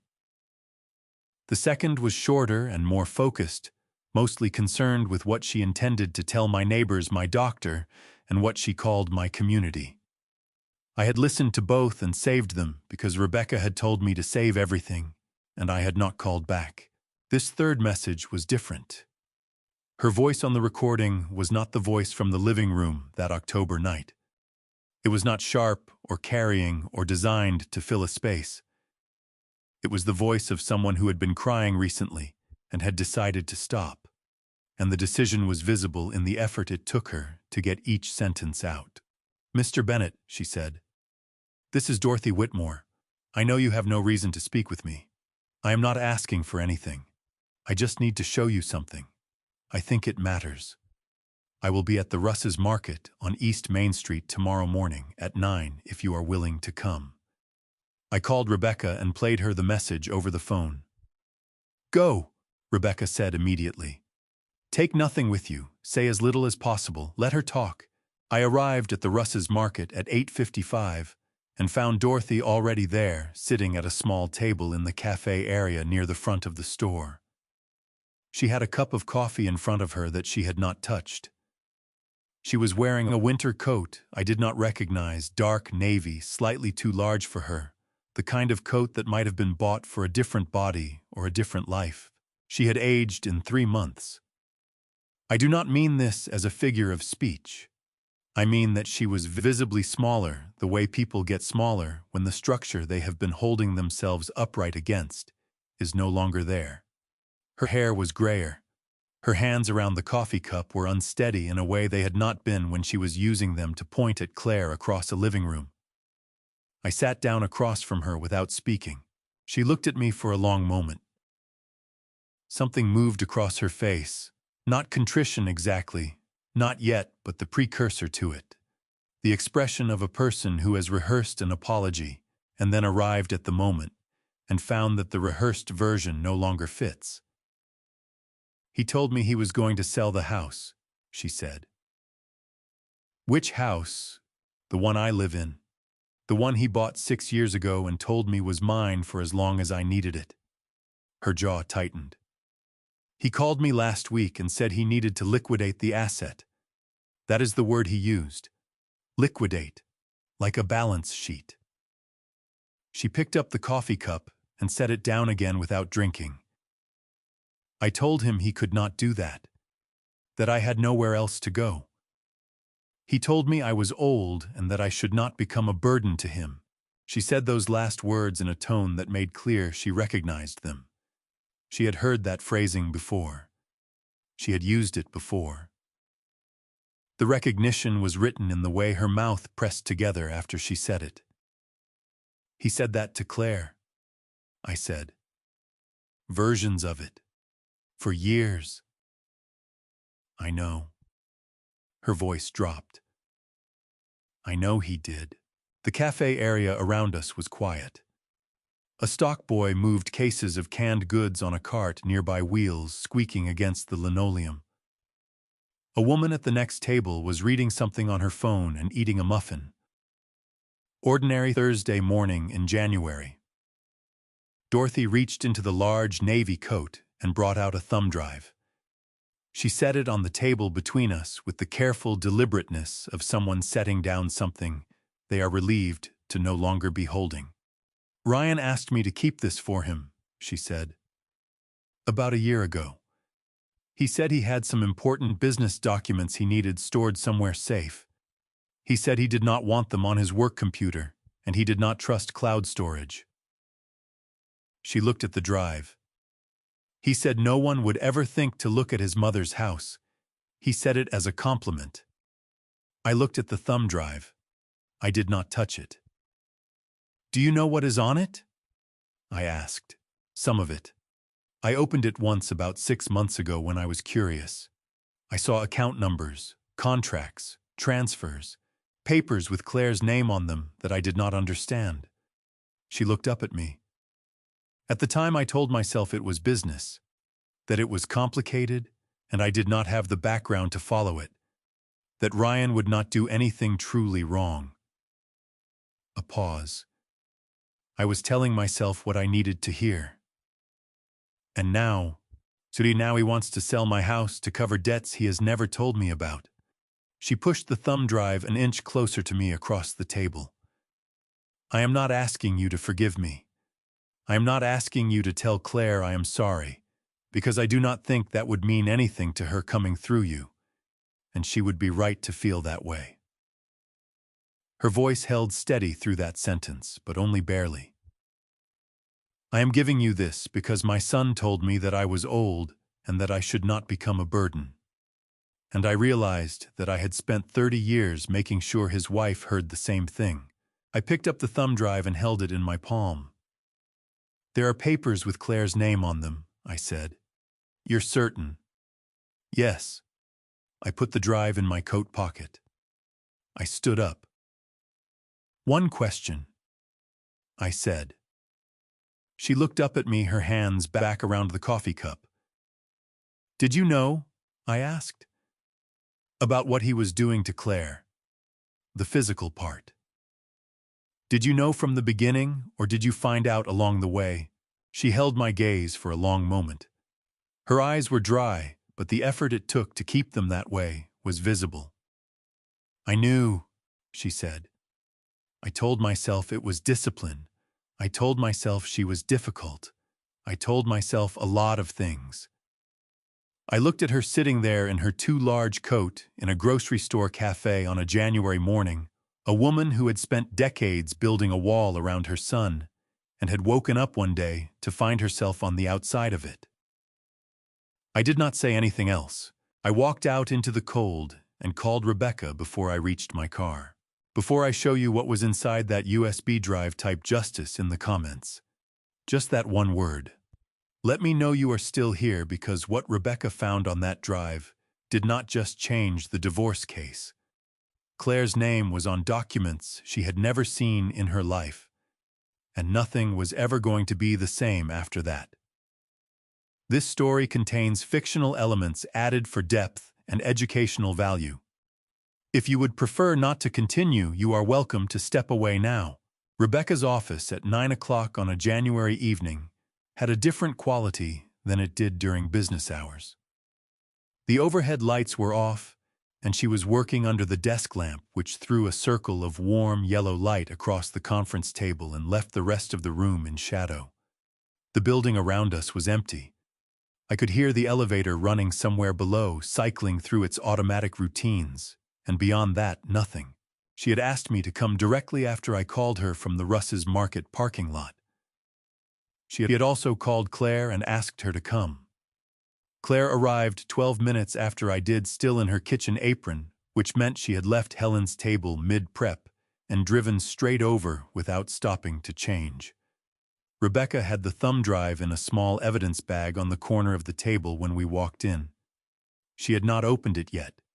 She was waiting for us. "I want us all in the room when I go through this," she said. "Whatever is on there, I don't want either of you hearing it secondhand." She put on a pair of nitrile gloves, removed the drive from the bag, and connected it to a laptop she had set up specifically for this purpose, a machine that was not connected to her firm's network, because Rebecca understood that whatever was on this drive needed to stay contained until she knew exactly what she was dealing with. The folder structure opened on screen. 17 files. A mix of PDFs and spreadsheets named in a system that used dates and abbreviations rather than descriptive titles. She opened them one by one, working slowly, reading each document before moving to the next. I stood to her left. Claire stood to her right. Neither of us spoke. The first 4 files were bank statements from accounts we had not seen before. 2 of them were in Ryan's name alone. 1 was registered to Cross Consulting Services. The 4th was a joint account at a different bank from the one Rebecca had been tracking, with a balance that suggested Ryan had been redirecting deposits for at least 18 months. The 5th file was a loan agreement. Rebecca opened it and leaned forward slightly. She pointed to the signature line at the bottom of the document. Claire Bennett. Claire made a sound. Not a word. A sound short and involuntary, the kind that comes out when the body registers something before the mind has caught up with it. "Is that your signature?" Rebecca asked. Claire leaned in close to the screen. She studied the signature for a long time. Her jaw was tight and her breathing had gone shallow and deliberate, the way it did when she was working very hard to stay functional. "No," she said. "That is not my signature." "How certain are you?" "Completely certain." She straightened up and pressed the back of her hand against her mouth for a moment. "My signature has a specific loop in the C. It's something my mother taught me when I was learning cursive. She said a signature should have something in it that belongs only to you." She lowered her hand. "That C has no loop, and the B in Bennett comes down too far. I have never written my B that way." Rebecca made a note. "There are more." She opened the remaining files methodically. 3 more loan agreements.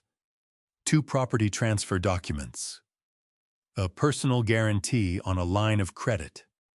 All of them carried Claire's name on the signature line. All of them had been executed in this past 3 years during the marriage without Claire's knowledge.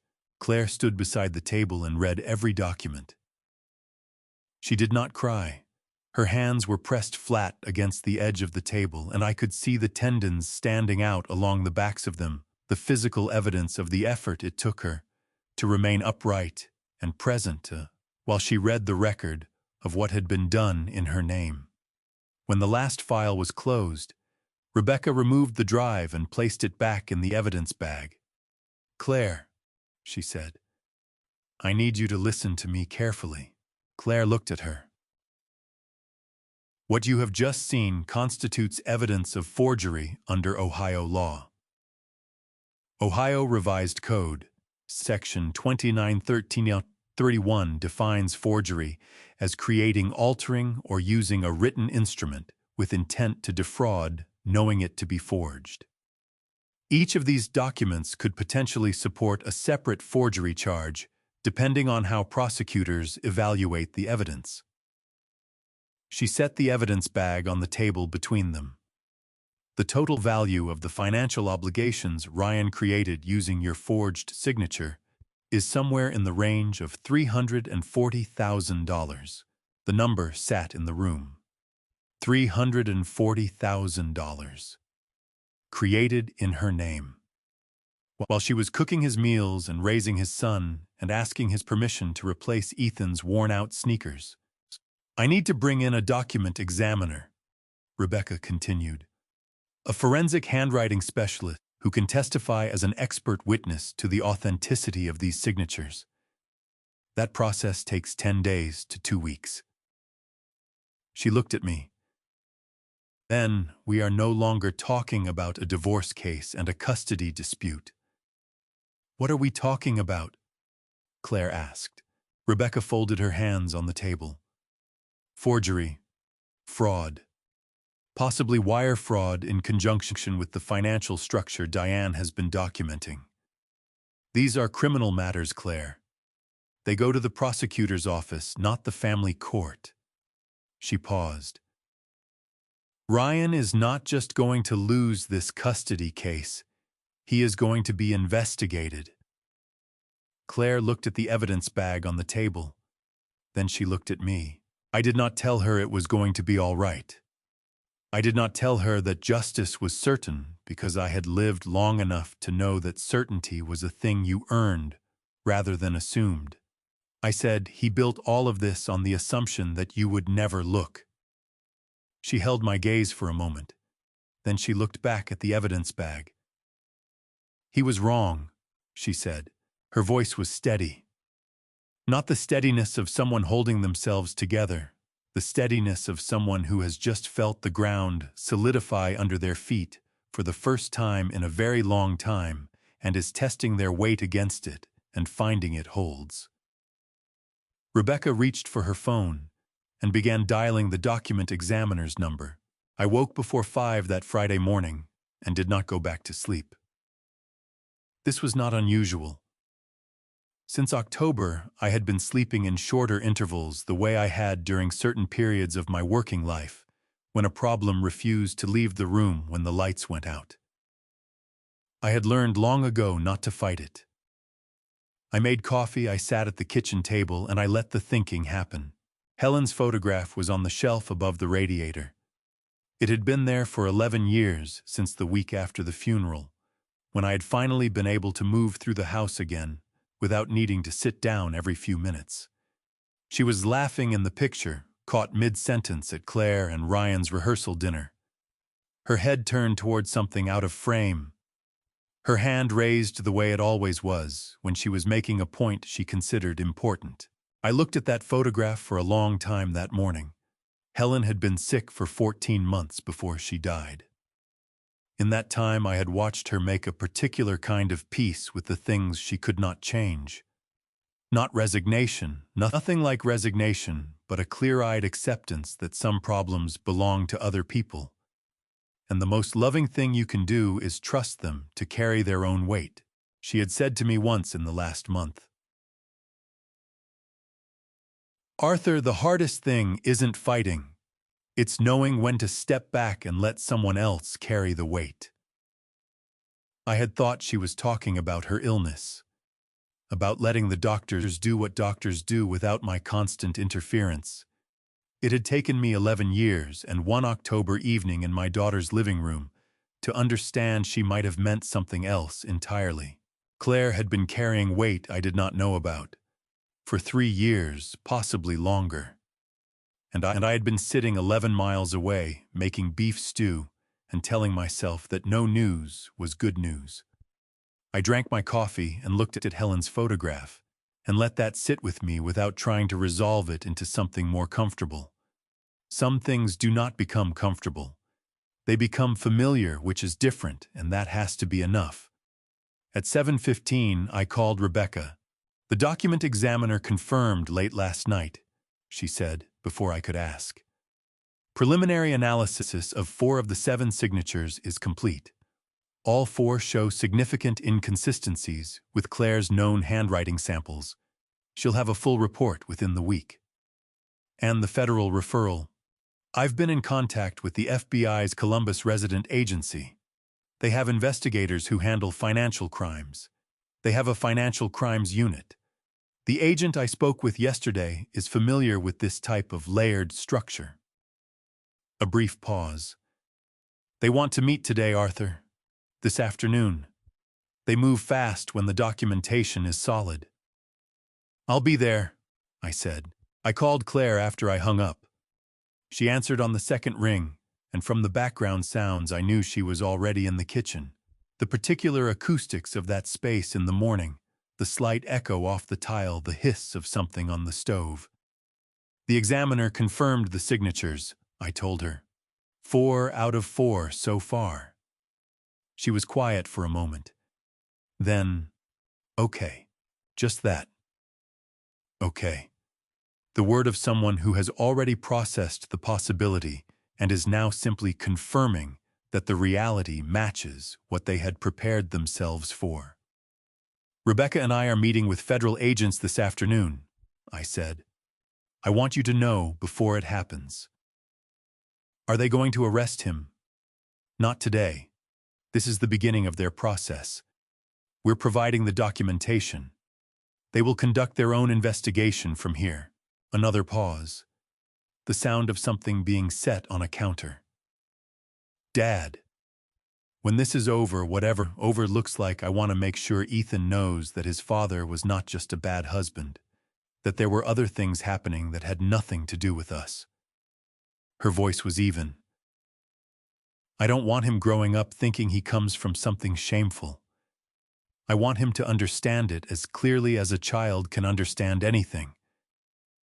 "Then we'll help him understand it," I said. "When the time is right." "Okay," she said again. And then, "The lemon cake sold out yesterday. Every piece." I laughed.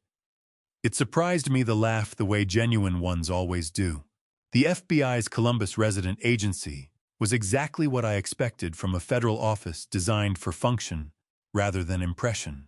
Was a building that looked exactly like what it was, a federal building in a mid-size American city designed for function rather than impression. Rebecca and I arrived together at 2 o'clock. We were taken to a conference room on the 3rd floor by a woman who introduced herself as Special Agent Kowalski and offered us coffee, which we both declined.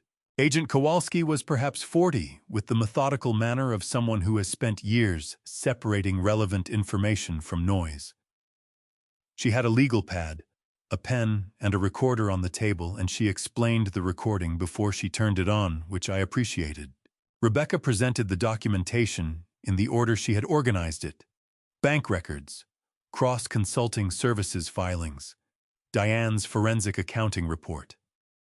The thumb drive contents properly cataloged, the document examiner's preliminary findings on the forged signatures, the IP records from the review campaign, the recording of Ryan's phone call to Claire. Agent Kowalski read through each item with the focused attention of someone who was not reading for the first time, but confirming what she had already begun to understand from Rebecca's preliminary contact. When Rebecca finished, Kowalski set her pen down and looked at us both. "The financial structure you've documented is consistent with patterns we see in cases involving embezzlement and wire fraud. she said.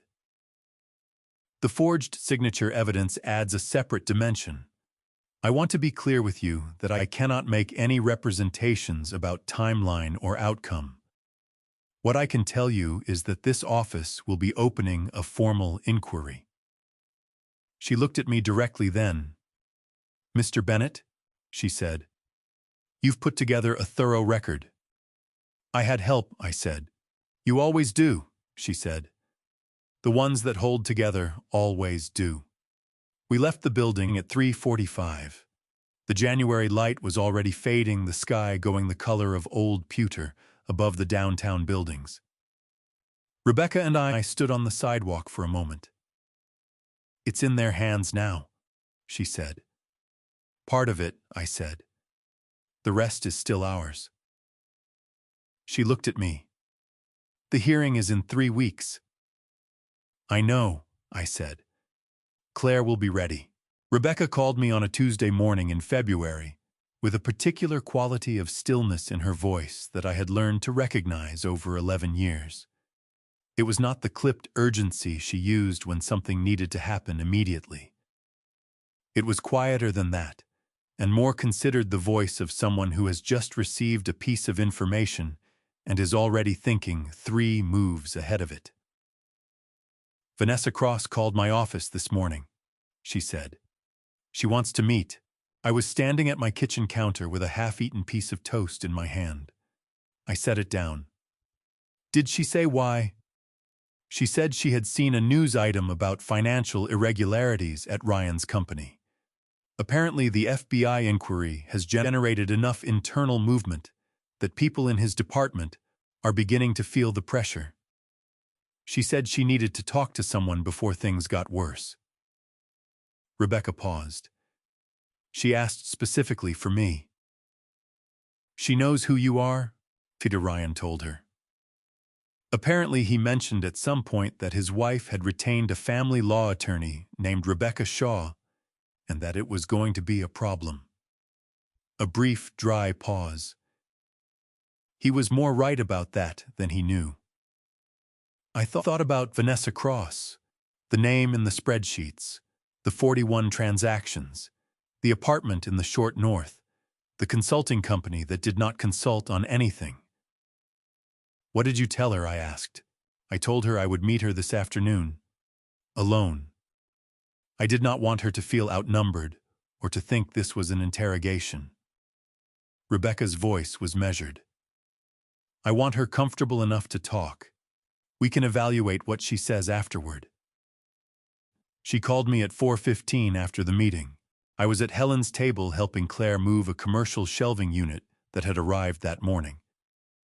We were in the middle of anchoring it to the wall when my phone rang, and I stepped outside into the February cold to take the call. She talked for 2 hours, Rebecca said. I want to go through it carefully, so I'm going to give you the version that matters. Go ahead, I said. Vanessa Cross met Ryan approximately 4 years ago at a company conference in Cincinnati. They became involved about 6 months after that. She knew he was married. She told me she told herself it was complicated, that marriages end, that she was not responsible for other people's choices. A pause. She said she believed him when he told her Claire was difficult, that the marriage had been over for years, emotionally, that he was staying only because of Ethan. I looked at the bare February trees along the street. A delivery truck moved past, its chassis rattling over a pothole. She believed what she needed to believe, I said. Yes, Rebecca said. Most people do. She moved on. About 14 months ago, Ryan asked her to incorporate a consulting company. He told her it was a way to manage some business income outside his regular compensation structure. He said it was tax planning. He said his accountant had suggested it. Did she know what the payments were for? She says no. She says she signed what he put in front of her and did not ask questions because he told her it was routine, and she trusted him. Rebecca's voice carried no judgment on this, just the facts as presented. She says she realized something was wrong about 2 months ago when a colleague mentioned that internal audit had started reviewing vendor payments. She confronted Ryan. He told her not to worry. She worried. And now the FBI inquiry, I said. She received a call from an agent last week. Not a formal interview, just a preliminary contact. They asked if she was aware of the nature of the payments into her company account. Rebecca paused. She understood immediately what that meant. She called me the next morning. What does she want? She wants to cooperate. Fully. She is prepared to provide everything she has, every communication, every document, everything Ryan sent her in connection with the company. In exchange, she wants assurance that her cooperation will be made known to the relevant authorities. Rebecca's voice shifted slightly. Arthur. She brought the text messages with her today. Printed copies verified against her phone. There are 43 of them over 14 months. I leaned against the cold brick of the building behind me. What do they say? Rebecca read one aloud. Ryan's words from a message sent 11 months ago. Keep the transfers in the company account for now. After the divorce is done, I'll move everything. Just sit tight and don't talk to anyone. This will all be over soon, and then we can do this the right way. The February air was very cold and very still. He planned it from before she filed, I said. He planned it from the moment he understood that Claire might actually leave, Rebecca said. The company was set up 14 months ago. Claire left 4 months after that. The timeline is not a coincidence. I thought about Claire inside the building behind me, anchoring shelves to a wall she had rented with money she had earned in a business she had built from a composition notebook and her mother's recipes. Does Claire need to hear this today? I asked. Yes, Rebecca said. But I want to be there when you tell her. I want to present it as evidence rather than just as information about her marriage. She needs to be able to hold both things at once. I'll get her, I said. I went back inside. Claire was testing the stability of the shelving unit, pressing on each bracket with the flat of her hand, checking that each one held. She looked up when I came in and read my expression the way she always did now, without hesitation, without the flinching that had taken months to disappear. Rebecca, she said. Yes. She needs us both at her office. Claire pressed the last bracket, confirmed it held, and removed her work gloves with the efficient motion of someone who has learned that the work will be there when she gets back. Give me 2 minutes, she said. She went to tell Patricia she was stepping out. I stood by the door and looked around the kitchen, the shelving unit along the wall, the organized rows of containers and labeled supplies, the printed weekly order schedule taped above the prep station. Ryan had looked at this woman and seen someone he could hollow out and use. He had been wrong about what was inside her.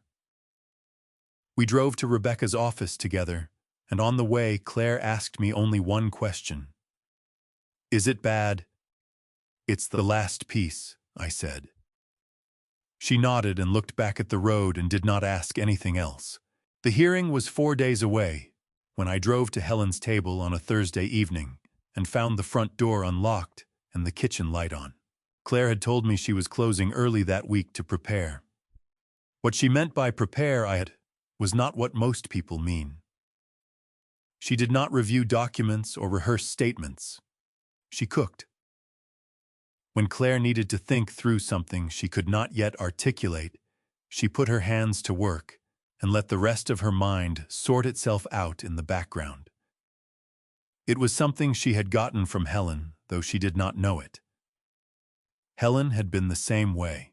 I knocked on the doorframe and let myself in. She was at the center island, working through what looked like a practice batch of the beef and vegetable hand pies she had added to the menu 2 weeks earlier. The kitchen smelled of browned butter and thyme. She had her mother's composition notebook open on the counter to her left, a pencil tucked behind her ear flower on the back of her left hand, where she had pushed her hair away from her face. She looked up when I came in. "I wasn't expecting you."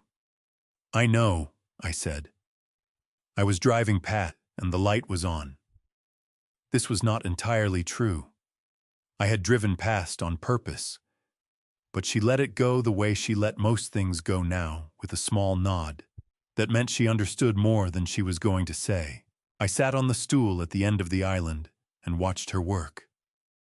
She pressed the edge of each pie with a fork, moving along the row with the methodical rhythm of someone who has done this enough times that her hands know the motion without instruction. We stayed like that for a while. The kitchen hummed around us. The oven ticked. Outside, a car moved slowly down the street, its headlights sweeping briefly across the window. "Dad," she said without looking up, "you didn't come to watch me make hand pies?" "No," I said. "I didn't." She set the fork down and turned to face me, leaning back against the counter with her arms crossed loosely, the posture of someone who is comfortable enough in a space to rest in it. "I want to tell you something before Thursday," I said. "Not about the case. Not about what Rebecca needs you to say or how to conduct yourself in the courtroom. Something else." She waited. "When your mother was sick," I said, "in those last months I spent a lot of time being useful. Driving her to appointments, managing her medications, talking to her doctors, calling the insurance company every other day about things that should not have required phone calls." I looked at my hands on the counter. I was very busy being useful, and I told myself that was the same as being present. Claire's expression shifted. She did not say anything. She told me once near the end that the hardest thing was not the illness.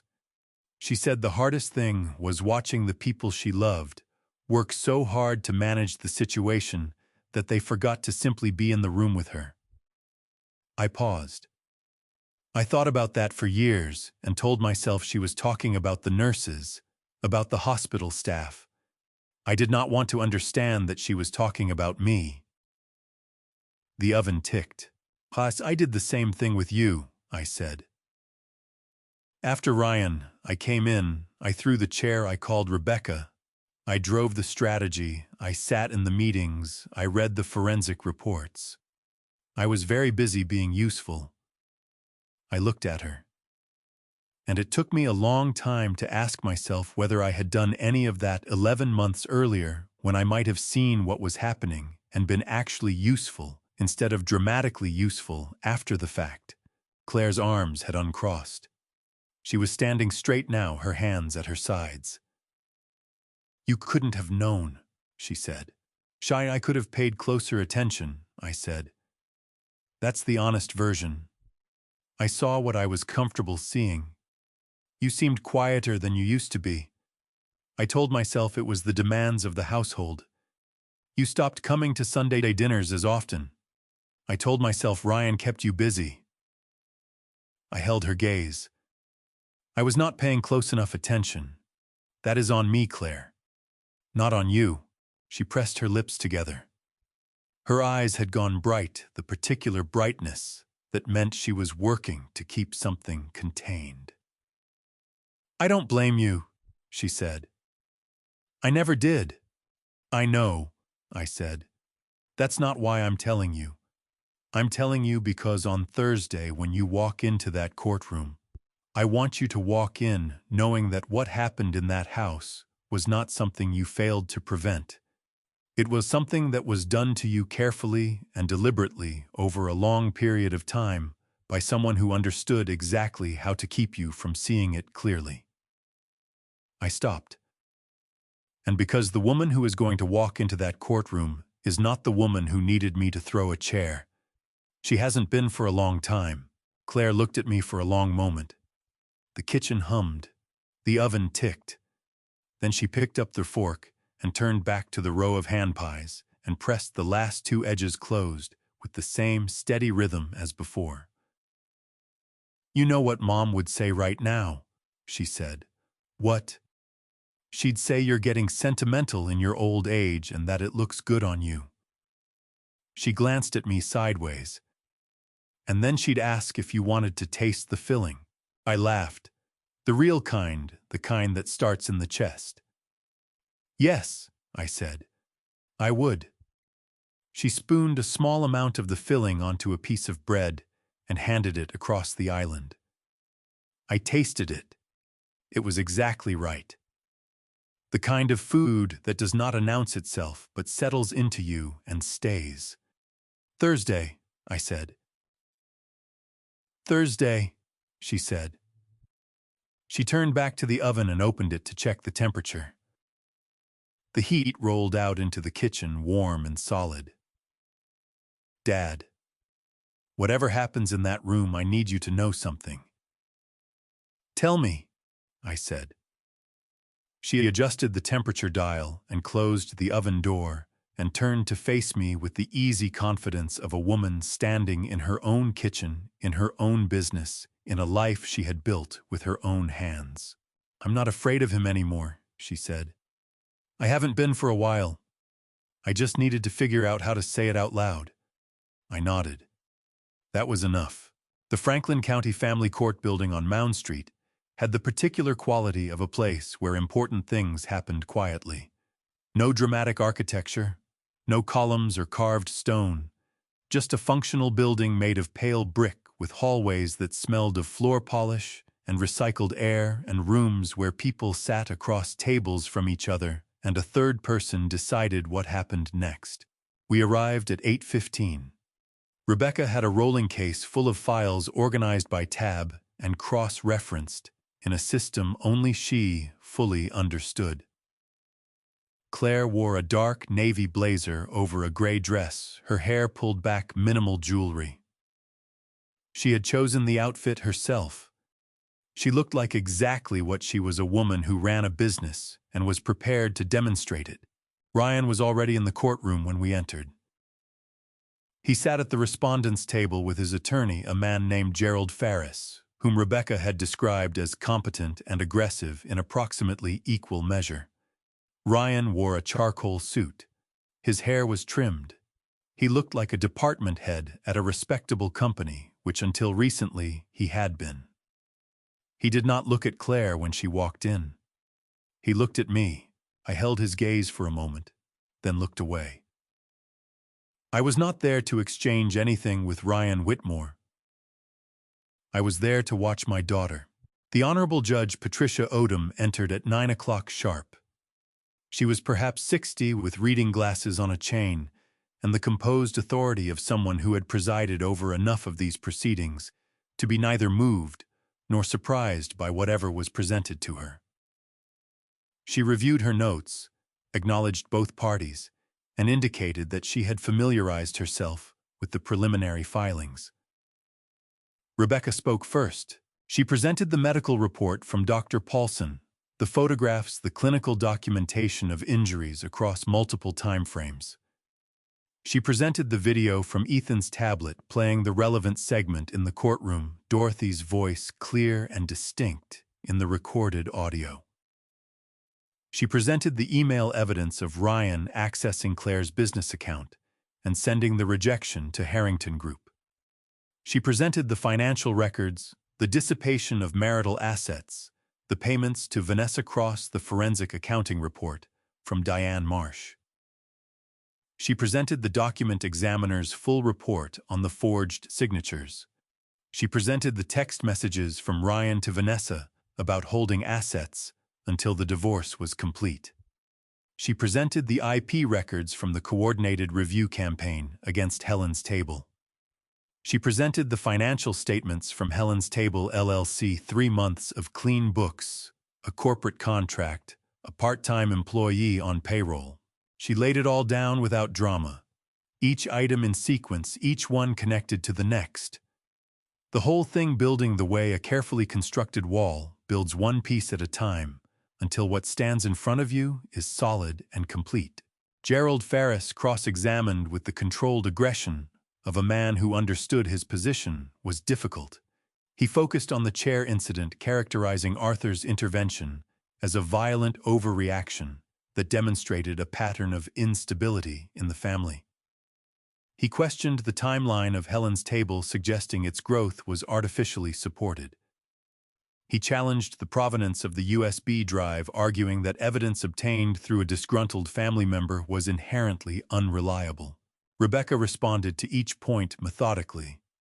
The chair incident, defense of another person under imminent threat, a standard legal protection under Ohio statute. Helen's table, 3 months of independent financial records, a commercial kitchen lease, payroll documentation, a corporate contract obtained without any involvement from Arthur Bennett. The USB drive voluntarily provided by Dorothy Whitmore, contents independently verified by forensic analysis, not a single item within it challenged for authenticity. Judge Odom listened to all of it with the focused attention of someone who was doing her job rather than performing it. Then Ryan did something I had not anticipated. He leaned toward Gerald Ferris, said something in a low voice, and Ferris nodded and addressed the judge. Ryan wished to make a brief statement. Judge Odom permitted it. Ryan stood. He straightened his jacket. He looked at Claire for the first time since we had entered the room. Your Honor, he said, I want the court to understand that everything that has been presented today, every document, every piece of evidence, every line of investigation, was orchestrated by Arthur Bennett. His voice was steady and practiced. He has funded this case, directed this strategy, and managed my wife's decisions throughout this process. Claire would not have known where to begin without him. She is not the independent woman her attorney has portrayed. She is a woman whose father has been pulling every string since October. He sat down. The courtroom was very quiet. Judge Odom made a note. Rebecca began to respond. Claire touched her arm. Rebecca stopped. Judge Odom looked at Claire over her reading glasses. Does the petitioner wish to address the court directly? She asked. Claire stood up. She did not look at her attorney, or at the judge, or at me. She looked at Ryan with the steady, level gaze of a woman who has decided exactly what she is going to say, and is not going to be hurried out of it. My father threw a chair, she said. He drove me to a hotel. He called a lawyer. He sat in meetings and read reports and drove me to the FBI field office on Sycamore Street. She paused. He also taught me to drive in an empty parking lot when I was 15. He sat in the hospital for 11 hours when Ethan was born. He brought beef stew to my door in October because he thought I seemed tired. Her voice did not waver. My father did not build Helen's table. I did. He did not find the email Ryan sent from my account. I did. He did not decide to walk out of that house in October with my son and one suitcase. I did. She held Ryan's gaze across the room. You want to tell this court that I need a man to tell me what to do. You have believed that about me for years. You built a marriage on it. She stopped. One breath. My father opened the door, she said. I'm the one who walked through it. She sat down. Judge Odom looked at her for a moment over the reading glasses. Then she looked at her notes. Then she looked at the room. We'll take a 30-minute recess, she said. I'll have a ruling when we return. I sat in the hard wooden chair behind the bar and did not move. My hands were on my knees. The courtroom emptied slowly around me. Claire sat at the table with her hands folded on the surface in front of her, looking at nothing in particular, breathing steadily. I had spent 70 years learning the difference between being useful and being present. Watching my daughter sit in that room, I thought I had finally gotten it right. The hallway outside the courtroom had the particular stillness of a place where people wait for things they cannot control. Claire and I sat on a wooden bench along the wall. Rebecca stood a few feet away, her phone in her hand, not using it, just holding it. Nobody talked about what had happened inside. There was nothing to add to it. 31 minutes after we had walked out, a clerk opened the courtroom door and said they were ready. Judge Odom settled her papers and looked at both parties over her reading glasses. "I have reviewed the evidence presented by both sides," she said, "and I want to be direct. The documentation in this case is among the most comprehensive I have seen in a custody proceeding in this court." She paused. "It is also among the most troubling." She read the ruling. Sole legal and physical custody of Ethan James Whitmore was awarded to Claire Bennett. Ryan Whitmore was granted supervised visitation, limited in frequency and duration, pending the outcome of the ongoing federal investigation into his financial activities. The court noted specifically that the pattern of behavior documented, including economic control, systematic concealment of assets, and the use of a minor child as leverage in legal proceedings, was inconsistent with the best interests of the child as defined under Ohio Revised Code, Section 3101. Yo 4. Ryan sat very still at his table. His attorney leaned over and said something quietly. Ryan did not respond. Claire pressed both hands flat against the table in front of her and looked at them for a moment. Her knuckles were white. Then she exhaled long and slow, and the white went out of her knuckles and she lifted her head. Outside in the hallway, Ryan came through the door behind us. He walked quickly, Gerald Ferris at his shoulder, and for a moment I thought he was going to pass without speaking. He stopped. He looked at me with an expression that had moved past anger into something more complicated. Disbelief, perhaps. The look of a man who had built a structure he believed was solid and is still processing that it is gone. "You did this," he said. "All of it. You stood behind her and pulled every string." I looked at him steadily. "Ryan," I said, "my daughter just told a federal courtroom under oath exactly what I did and did not do. I'd suggest you were listening." He held my gaze for a moment longer. Then Gerald Ferris touched his elbow, and they moved toward the elevator. Claire was standing 10 feet away. She had heard everything. She looked at the space where Ryan had been then at me, and something passed across her face that was not triumph. It was quieter than triumph.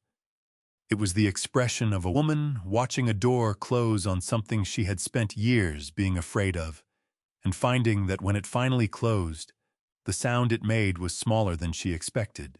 Rebecca appeared at my shoulder. "Arthur." She held up her phone. "Agent Kowalski. She says that the formal proceedings against Ryan Whitmore were opened this morning. She wanted us to know before we left the building." I looked at the elevator doors now closed. Then I turned back to my daughter. "It's done," I said. Claire shook her head. Not disagreeing, correcting. "This part is done," she said. "The rest is just living." She picked up her bag and walked toward the exit. Her footsteps steady on the marble floor, and I followed her out into the February light. 2 years is not a long time, but it is long enough for a child to grow 3 inches, for a business to outgrow its first kitchen, and for a woman to stop flinching at the sound of a door closing too hard. I drove to Claire's house on a Saturday evening in October with a container of beef stew on the passenger seat. Helen's recipe. The same one I had been carrying the evening all of this began 2 years ago, when I had walked up a different set of front steps and heard sounds through a door that I could not unhear. I had made this stew perhaps 100 times in my life. It tasted different now. Not worse. Just weighted with more history than it used to carry. Ethan was in the front yard when I pulled up, raking leaves into a pile with the particular inefficiency of a boy who is thinking about something other than leaves. He was 11 now. Every time I saw him, I had to adjust my expectations slightly upward, recalibrate for the new height, the new voice beginning its slow shift downward, the easy confidence of a child who has learned that his home is a safe place to be himself. He saw my car and dropped the rake. He crossed the yard at full speed and wrapped both arms around my waist. His face pressed against my coat, and I held the stew container out to one side so it would not spill, and put my free arm around his shoulders and held on. "Easy," I said. "I'm an old man." He pulled back and looked up at me with Claire's eyes. "You said that last time too." "It keeps being true." He grinned and grabbed the container from me and carried it inside, because he was at the age where carrying things for people felt like a privilege rather than a chore, and I hoped it would stay that way. The house smelled of roasted garlic and the particular warmth of a kitchen that has been in use all afternoon. Claire was at the stove, her back to us, wearing the apron with Helen's table embroidered on the front pocket. She had expanded the business 8 months ago, moved into a larger commercial space in Clintonville, taken on 3 full-time employees, and a rotating roster of part-time help for event contracts. She had told me about it over the phone, with the same matter-of-fact efficiency she brought to everything now, as though success were simply the logical result of showing up and doing the work which I had come to understand was exactly what she believed. She turned when she heard us. "You brought the stew," she said. "I always bring the stew." "I know." She took it from Ethan and set it on the counter. "That's why I didn't make soup." We ate at the kitchen table, the 3 of us, and Ethan talked without stopping about a history project on the Ohio and Erie Canal, about his friend Marcus, who had fractured his wrist on a skateboard and treated the injury as a personal achievement, about a book he was reading that he insisted I would enjoy, even though it was about a 12-year-old and a dragon. Claire listened with the full attention of a woman who is not distracted by anything she is afraid of, which is the most complete form of attention there is. After dinner, Ethan went to his room. Claire and I took our coffee to the back porch and sat in the October dark, the yard beyond the porch light invisible except for the shapes of trees moving in the wind. We sat for a while without talking, not because there was nothing to say, but because we had learned over these 2 years that not everything needed to be said to be understood. Then I asked her, "Are you happy?" She turned her mug in her hands. Outside, a maple leaf came loose from the branch above the porch railing and turned slowly through the light before disappearing into the dark below. "Yes, Dad," she said, "because I'm not afraid anymore. Not of him. Not of what comes next. Not of being wrong about my own life." She looked at me. "I spent so many years being afraid of what would happen if I left. And then I left. And what happened was this." She gestured a small motion that took in the porch, the house, the light in Ethan's window upstairs. "This happened." I looked at the light in Ethan's window.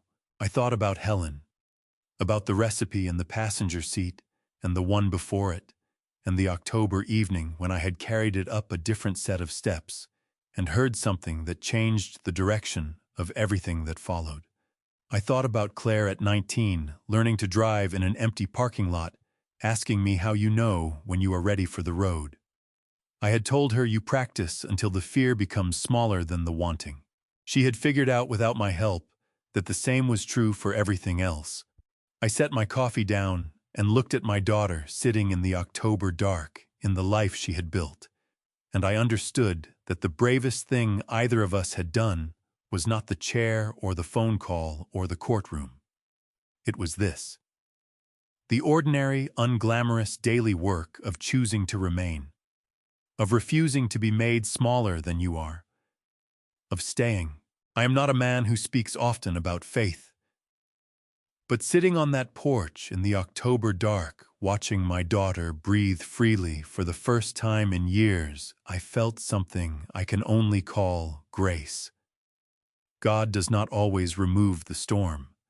Sometimes he simply makes sure you are not standing in it alone.